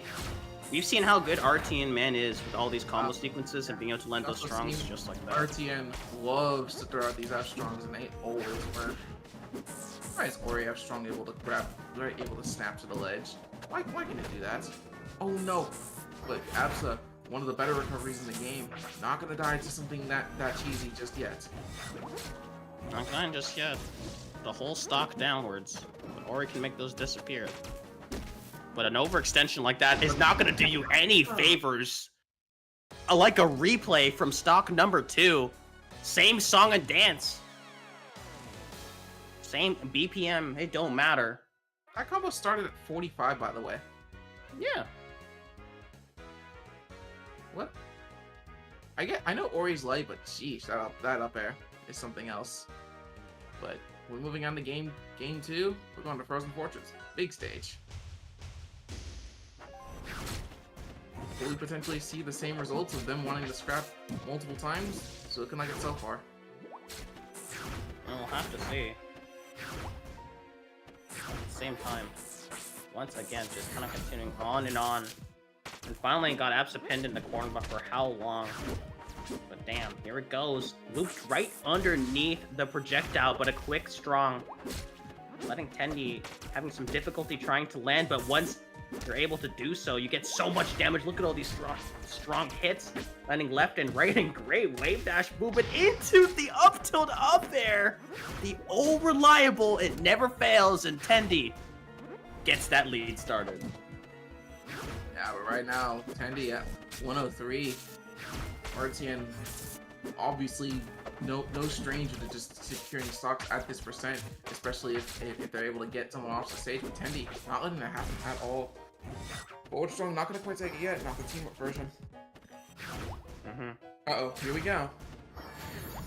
Here we go. But Absa, one of the few characters that can just kind of say, okay, I'm just gonna sit here while you charge this really, really weird move in my face and not hit me at all. Yeah. Oh my goodness. Conversions. Tendi is getting better with these conversions as each set progresses. Oh, we got leaf pumping, leaf pump. Oh, but nothing else to get out of it. Yeah, the biggest problem is that you're literally just forward tilt, up tilt, any strong attack. You just have to be so careful. And you can just be able to perfectly use the clutch to get it. What did I say? There's the up tilt. Such a ridiculously good move. Insanely strong lead right now. RTN having a lot of issues trying to get something going. Another forward and tries to put it down air. Definitely doesn't get anything in either forward strong forward, but still sitting out with a pretty comfortable lead right now. Yeah, just continues on. With your Absa, you're just able to control so much space. And you're against a light character like Ori, tracks it down, that huge hitbox of an up air, executes RTNman. And Tendi continuing on with a huge lead in the set count in a really dominating fashion. Yeah, just the biggest lose-lose situation in that scenario. You try to drift out on that forward, or you die. You drift in like RTN did. You die because of the up air. But moving on to game 3, we're going to Treetop, opting to say, okay, we're gonna make the stage shorter. And definitely a good idea for RTN, who definitely needs to get in on this goat. Huh. There we go. I think. It's like one of those cartoon things where like the cloud forms, you only see like fists and like weapons being thrown from out of it. That's what we just witnessed. We're just hearing violence and then the occasional frames of gameplay, and we're seeing the F-Strong kill insanely early. Fortunately, neither of us knowing what led to any of that situation to begin with, but able to get back with just a few extra hits. Ooh. And Pendy evening up the stock count really quickly. Another F-Strong. All reliable. Got it on down, and that lead that Arae had kind of blips away as Tendy once again being able to, actually being able to just counteract it. The smaller space giving more advantage to rtnman as Abs is just trying to escape on there, and that's gonna be a huge punish after the nice little parry. And this is like the first big lead we've seen from rtnman.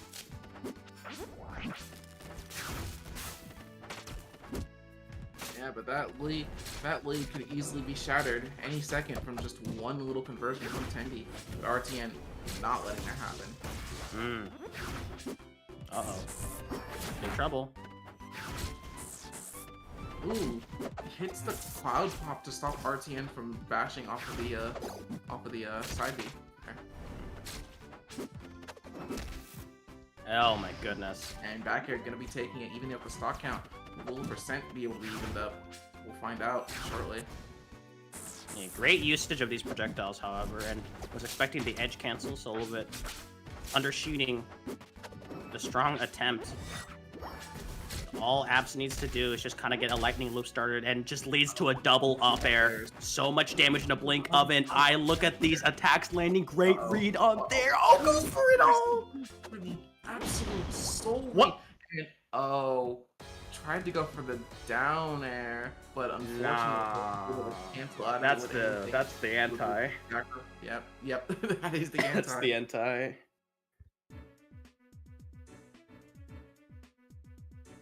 And just like that, a rat falls. Mm-hmm. I say good riddance, but good showing from RTN.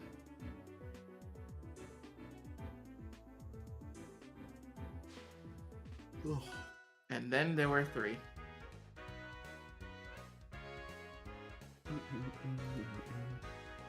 This is a really interesting top three. Yeah, battle. This is a top three you wouldn't expect to see in a long time. Like, Yeah, especially in an amateur series. Exactly, like, because these three characters, very well known for being quite difficult to play initially, so it's definitely not something you'd see amateurs pick up, but clearly these guys are above a cut above the rest. But we got the Battle of the Floaties, we got Tendy on the Absa and DanTheFlyinMan on the Palm going to game 1 on Frozen Gates. The thing with an amateur series, especially in Rivals, you like watch the gameplay and you're just like, they don't play like amateurs. Like, they have crazy movement, they still have the crazy tech. It just shows like how like high up the Rivals of Aether skill for both games, in fact. Exactly, like show off. even if we were to like be commentating Rivals 2 right now, we'd be seeing the same exact thing happening, just because the sheer skill level of these players is nothing to scoff at. Yeah. Like, even the best of the worst is still considered strong. Uh-oh. Nice stall. But Absa has just so many ways to deal with Palm as well. You can just kind of stall out in there for how long, but Absa just consistently able to just pump out these aerial attacks that provide so much movement. And especially the Thundercloud. I forgot about the Cloud being able to be a huge threat, and damn! Yeah, that Cloud is definitely not going to give Palm the ability to come back for entirely free. And Tendy making sure that the Thunderline connects the Cloud sitting on the top there. That looks scripted, right? Like, Dan actually going up there, trying to escape, and lands up in the loving arms of a Thunderline. Shocked. And a great little follow-up as well. Tendy just doing an amazing job controlling this match. Dan having a hard time trying to find their way in. but instead gets to double up with the fair. Great usage of these projectiles to force out these defensive options from Tendi and being able to kind of follow up afterwards. But once again, this Nair, so much space to surround with, and DanTheFlyinMan got a hard time dealing with it. Exactly, but Tendi opting to just not interact with this scenario at all here. He really just wants to build a percent slowly so that maybe he can get something going.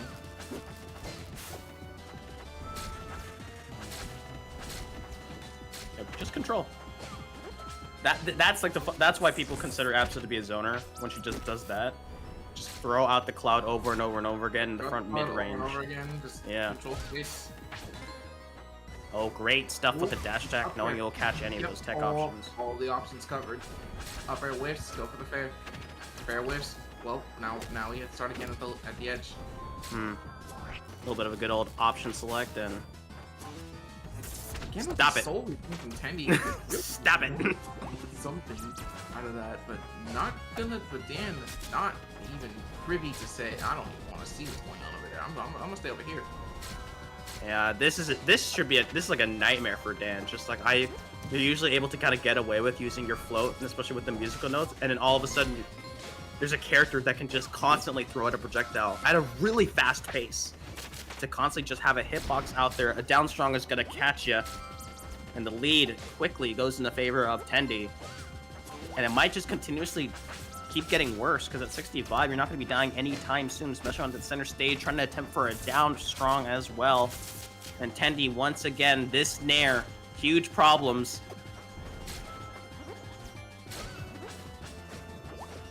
And right now, Dan trying to get something on Tendi right now.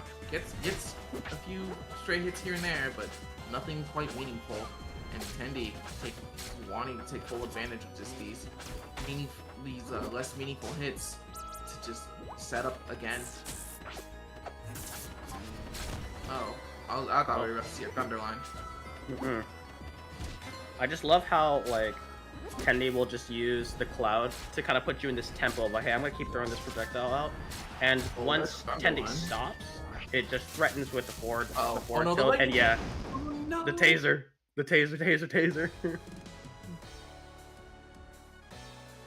You know Abs was smiling, just jabbing and smiling, knowing that this cloud is gonna detonate. Yep. Yeah, game 1 going to Tendi. Game 2, we're going to Merchant Port again.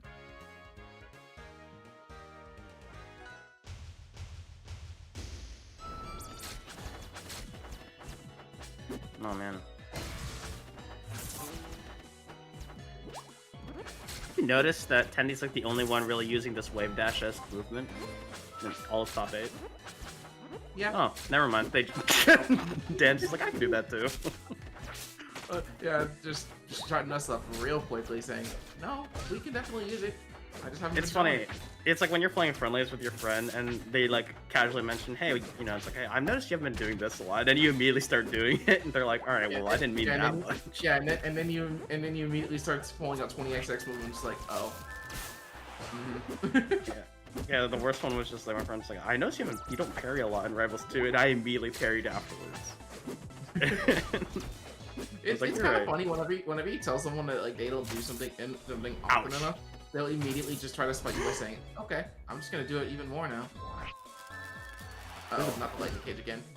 Ooh, yeah. Coverage though. Oh, forward air. Again with the down air, I'm surprised Tendi's just opting to not just go for an immediate up air. Tendi wants to be cool. Yeah, real cool. Lightning line? Yeah. Ooh, good dodge by Dan. And an excellent call out with the fair as well. Oh, what a dastardly parry. Yep.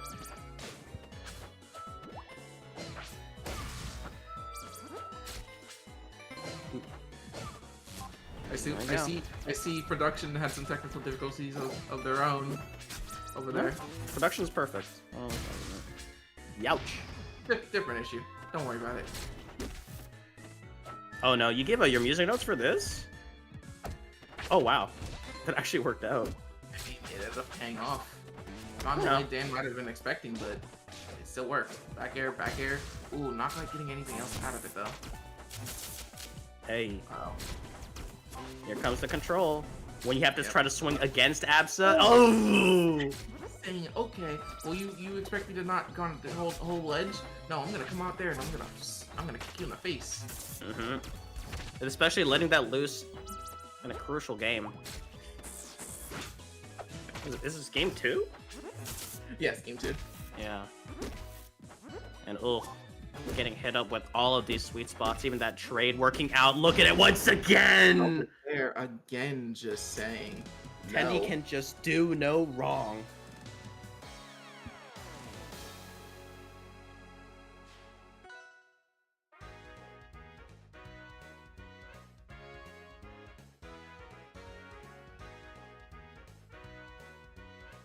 We got game 3. We're going to Rockwall.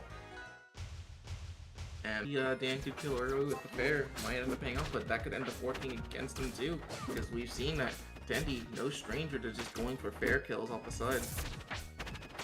Yeah, and if you DI incorrectly, then all of a sudden it turns into fair up air or up tilt up air. So there's so many options you have to watch out for. Yeah, but still, death on death, and right now, okay. Semblance of rivals. Damned if you do, damned if you don't. And against Absa, it seems to be, one of the glaring things. So Dan doing a much better job controlling it, has a lead. See how long it'll stay, though. I'm just kind of going aggressive with this movement. Really relying on back. We're seeing Dan kind of resort back to this more playing back. Hey, try to camp you out with these platforms and force out a mistake. And go in with like surprise burst options like dash attack.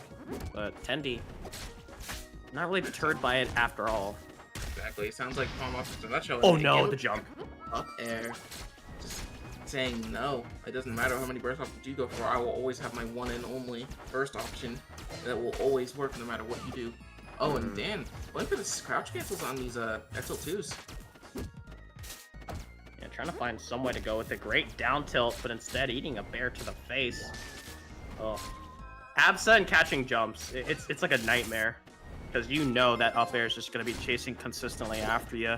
And eating 80% excellent parry timer, a crucial time to get it as well. 80%. It's scary though because Tendy is just searching for two things. Up air, or, and forward air, or F tilt.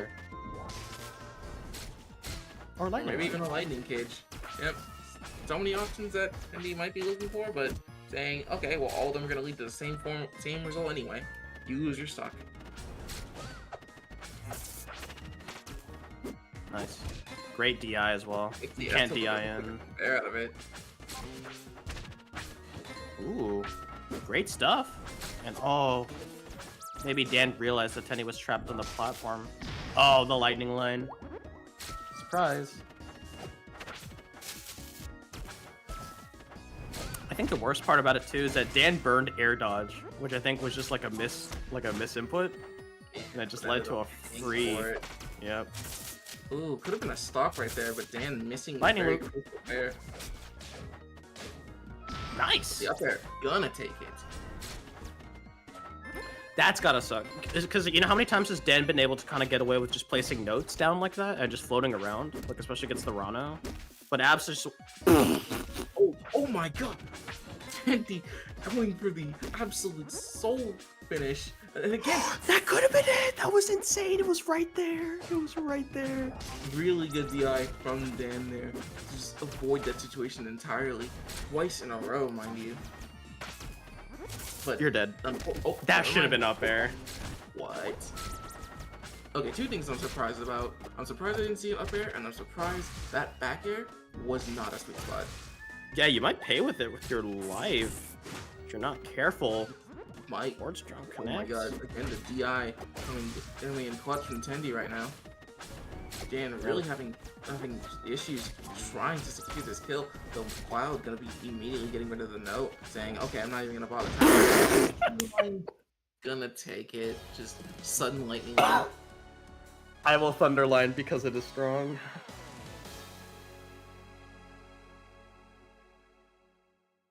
And the worst part is Dan jumped.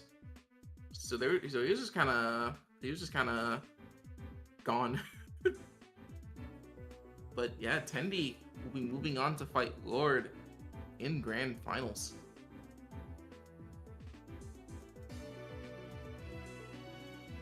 Hmm? Yeah, TehEnd has had an insane losers run. 3-0. Reverse 3-0. 3-0. 3-0. 3-0. 3-0. So I guess will the cycle continue? Yeah. That is the question of the day. As we move on to Grand Finals, we got Lord, the Sylvanas, and TehEnd, the Absa. And we got our game 1 on Tower Pattern.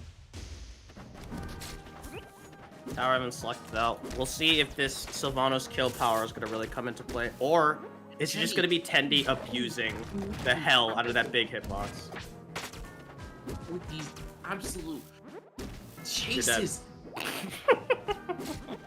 on stage, just saying, okay, well, now it's time to pull up the mask. It's time to show you who I really am.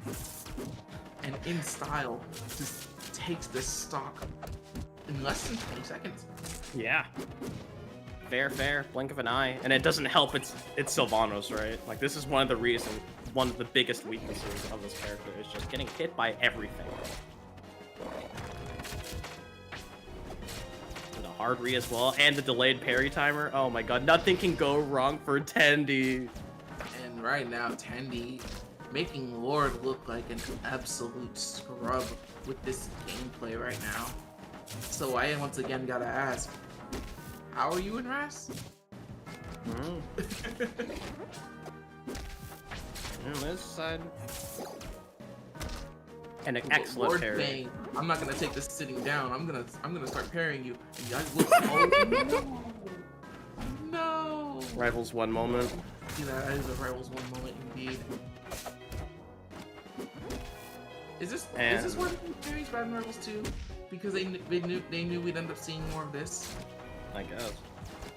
Cowards. I want to see more of this. We need that in Rivals 2. Parries suck in Rivals 2 right now.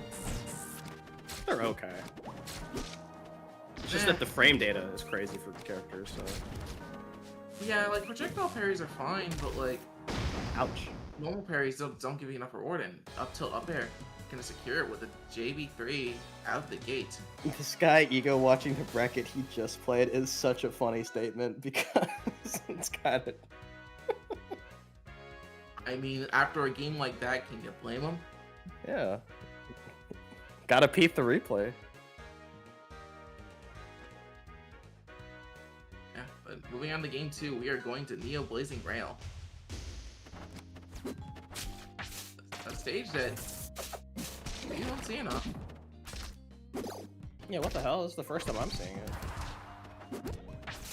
And The background's giving me a little bit of motion sickness. I can understand why, but yeah, stage is a little bit busy.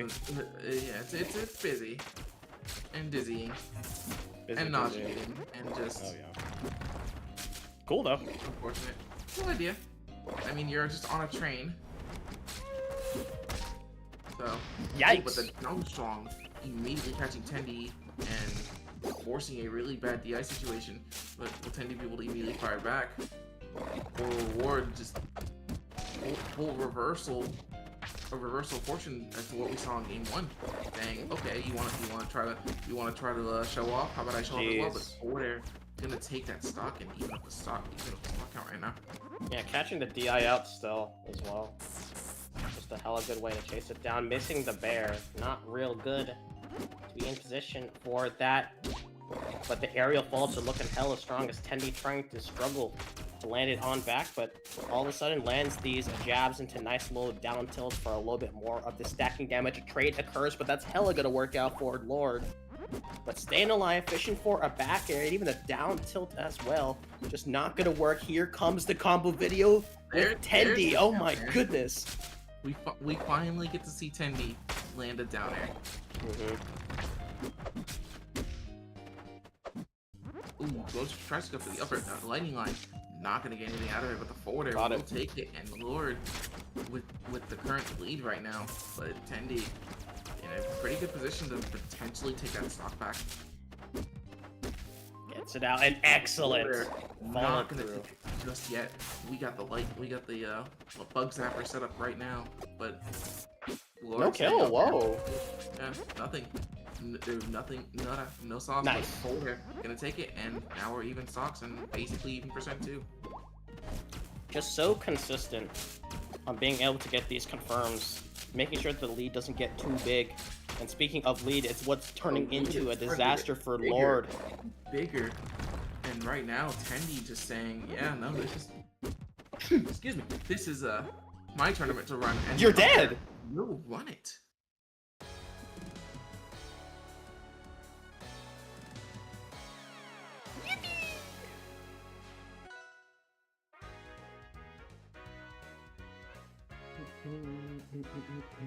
And it looks like Lord is not going to take the sitting down. We're running it back. We'll have to see what the adjustments can be. It looked real good in stock number 1. It's just that Tendy was just able to get those huge combo sequences against Sylvanas' big fired body. back before Lord could finish it off, and Tendy firing back is immediately akin to just saying, okay, well, you just basically forfeit. And I love this the parry check as well. It just does it and just simply wave dashing away, saying, I don't want to deal with any of that.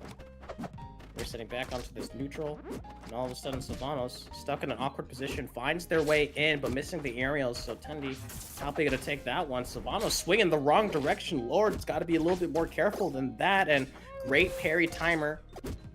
Just a jab though, so that's gonna just let Lord try to run away.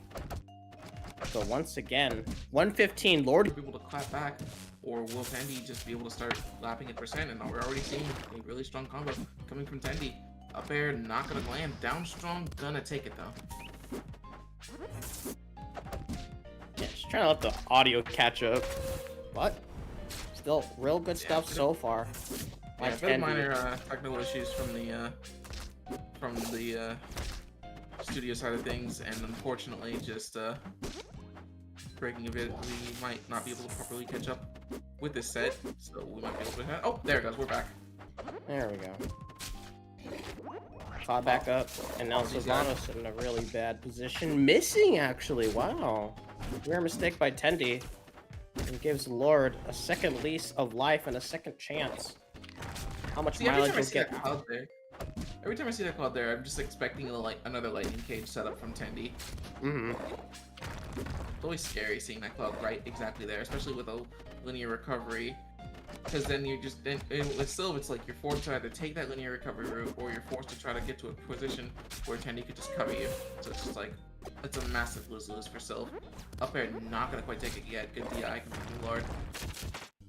Down strong. Yes. Still not gonna take it even with the unfortunate DI, but no, misses the wall. A little too far away. And a great trade. Lets Tendy survive. But for how long? Oh, unfortunate. That was probably a wave dash, and ended up becoming an air dodge. Saying, oh well, now that's a hefty whiff, and could easily cost the Lord this entire game. Yeah, and the entire set, actually, at this point. Yeah. Lord just getting strung up and unable to Right now, escape. Lord. Oh, there we go. Lord one stock away from taking, from making this a reset. Tendy also one stock, and if Lord could take it, we could end up getting more games and another chance for Lord to turn this around. Yeah, but it's looking just too good for Tendy. Great escape. Nice little strong. Has time to DI. Down strong. Oh no, again with the bad angle, and Tendy is gonna take us to a reset. Yeah, in a pretty dominating fashion too. Why was Tendy in losers? Who sent them there is the better question. Now I'm more scared of them, to be honest. Actually, I'm curious because I don't think Tendy started in losers, right? So yeah. Ooh. Oh, the Molo. Interesting. Yeah, I mean, I can see why. I can see it. Definitely an interesting scenario. Like, wow, that someone that we did see in top 8 did send this absolute unit of an ABSA to losers, and we are sitting on the reset of game 1, going to Merchant Port, opting for a more neutral stage to potentially take it over. But if these games go anything like how we saw the last games go, it could very well be a run and done for TehEnd. Yeah, and that's one way to start, right?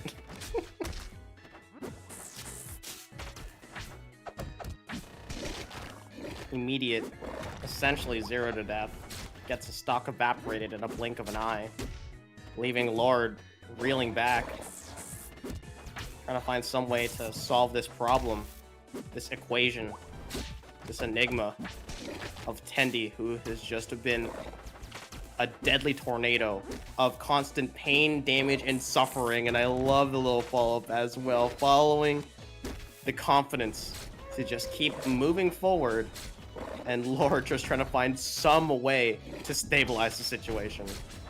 Seriously, just constant just knockbacks, and again, 2 stocks taken in just over a minute.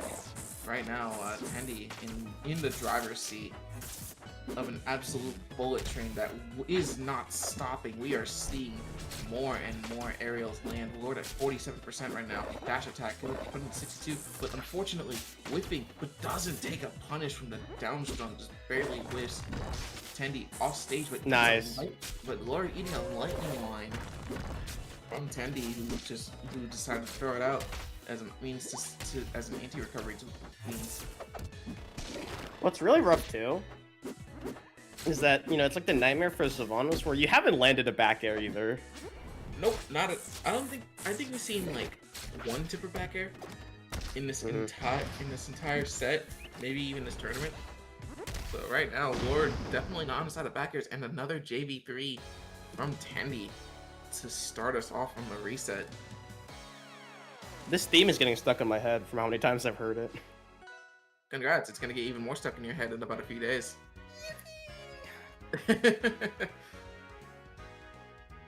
Moving on to game 2, we got Triple Pond. Maybe a great equalizer. I think the last time Lord won here, you won, right? So who knows? Maybe it could be the equalizer that Lord desperately needs right now. Oh yeah, he needs to find some way to just, I don't know. You just have to stop the bleeding somehow, like, especially for your mental.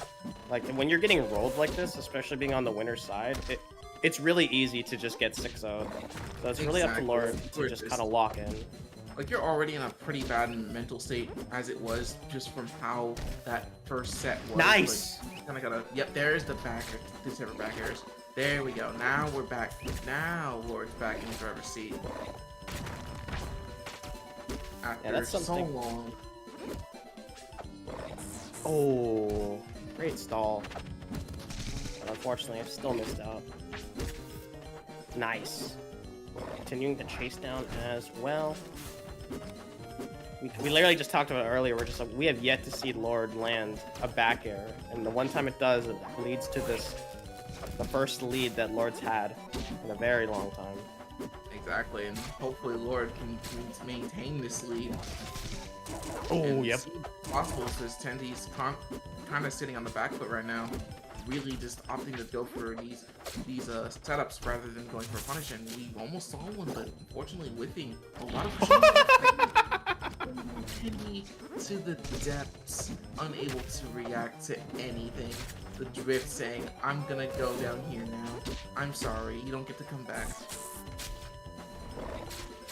Yeah, this matchup becomes way harder when you're the one who has to swing into Sylvanas. When they can just kind of chill out, yeah, and Lord it just gets way easier. Definitely opting to just chill out, saying, "Okay, well, I'm at 177.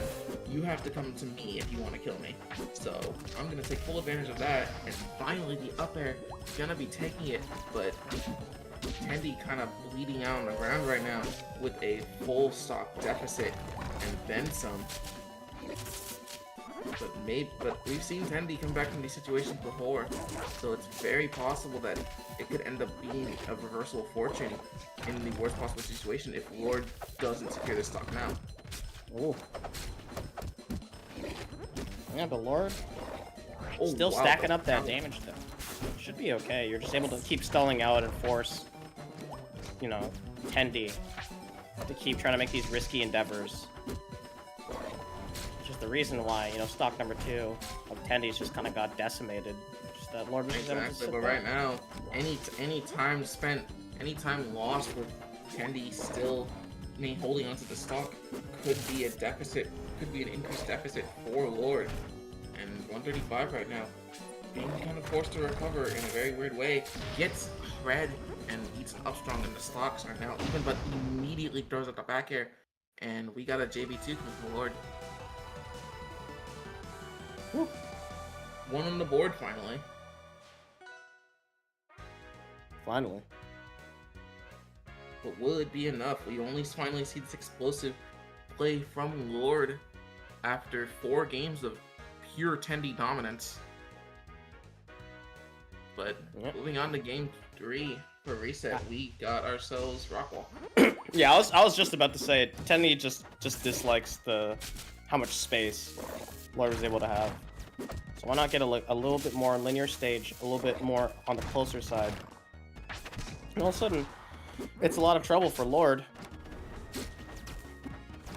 Tendi once again needs to try to keep that same momentum going, because now Lord all of a sudden kind of revitalized, saying like, hey, I got it. I was able to take that crucial game. I can try to keep this momentum moving on forward.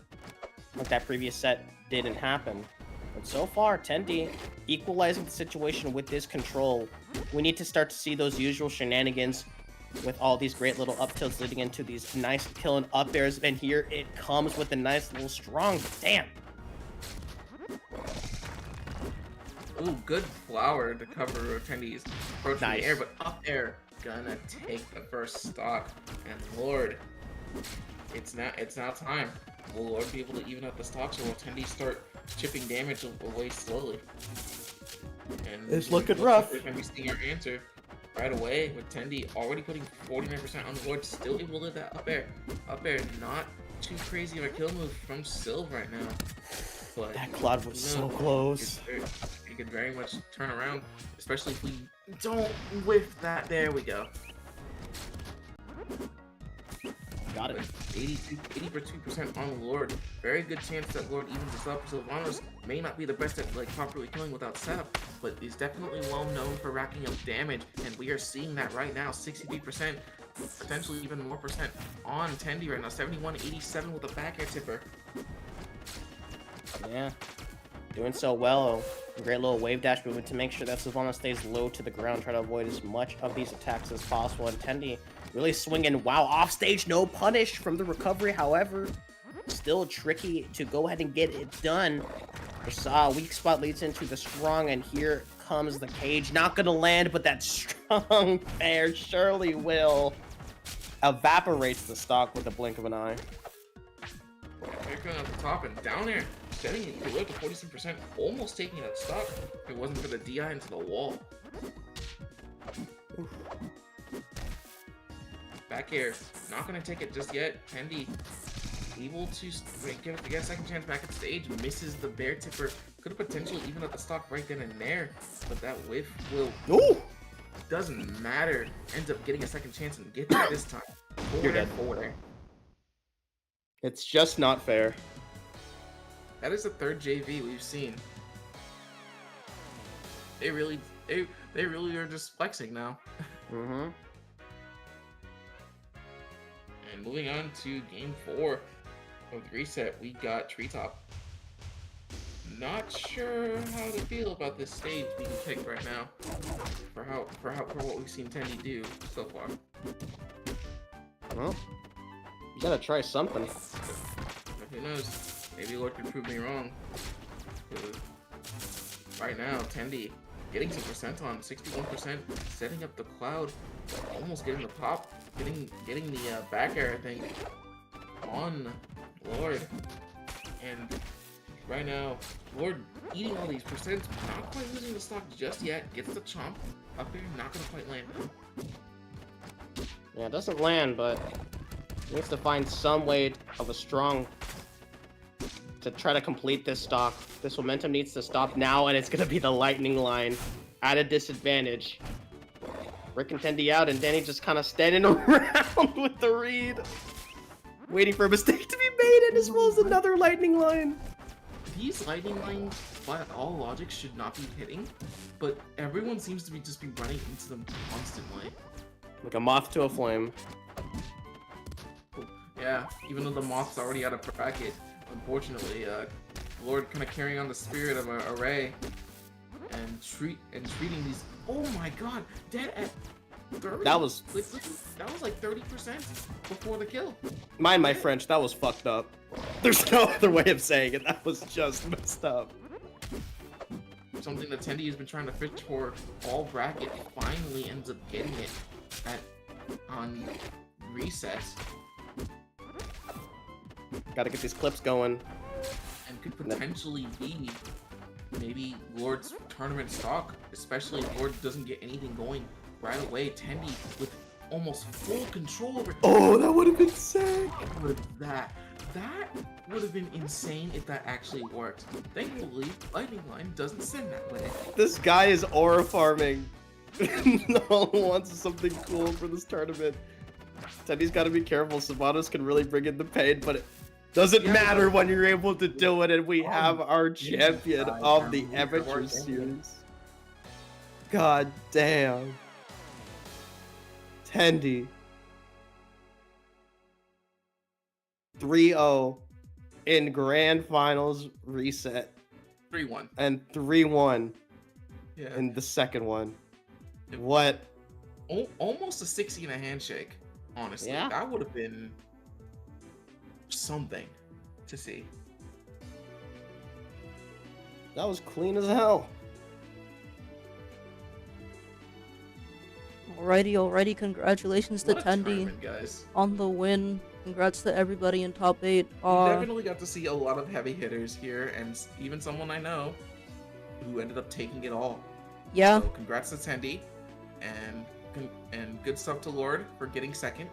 Never sleep on workshop players, And honestly. Thank you everyone for watching the spectacle that was RAS 370. Hell yeah. Alright. This is hosted on Wolfpack. If you guys want to get more on this action, you guys, it's the Rivals of Aether Academy. They have Rivals 1 and Rivals 2 action. You guys make sure to kind of join down there. It's very easy to do it. Shoutouts to Wolfpack FGC. We do work with them soon, hopefully. Yeah, And we're just hopefully. glad to, be able to do some more things on here. So thank you so much, everyone, for watching on here. Congrats to Tendy for an absolutely dominating run with Absa. Great, giving an amazing preview to what we'll hopefully see in Rivals 2. I am Close Pressures on Wolfie Scratch.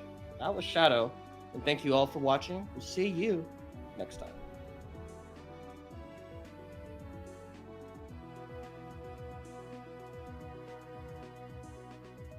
Alright, and just as a reminder to everybody, if you did enjoy this RAS, we do have our own amateur series that we are starting up soon. I'm gonna apologize for that, but Wolfpack is proud to introduce Pop Cup, which is a new beginner-friendly series for Rivals 1.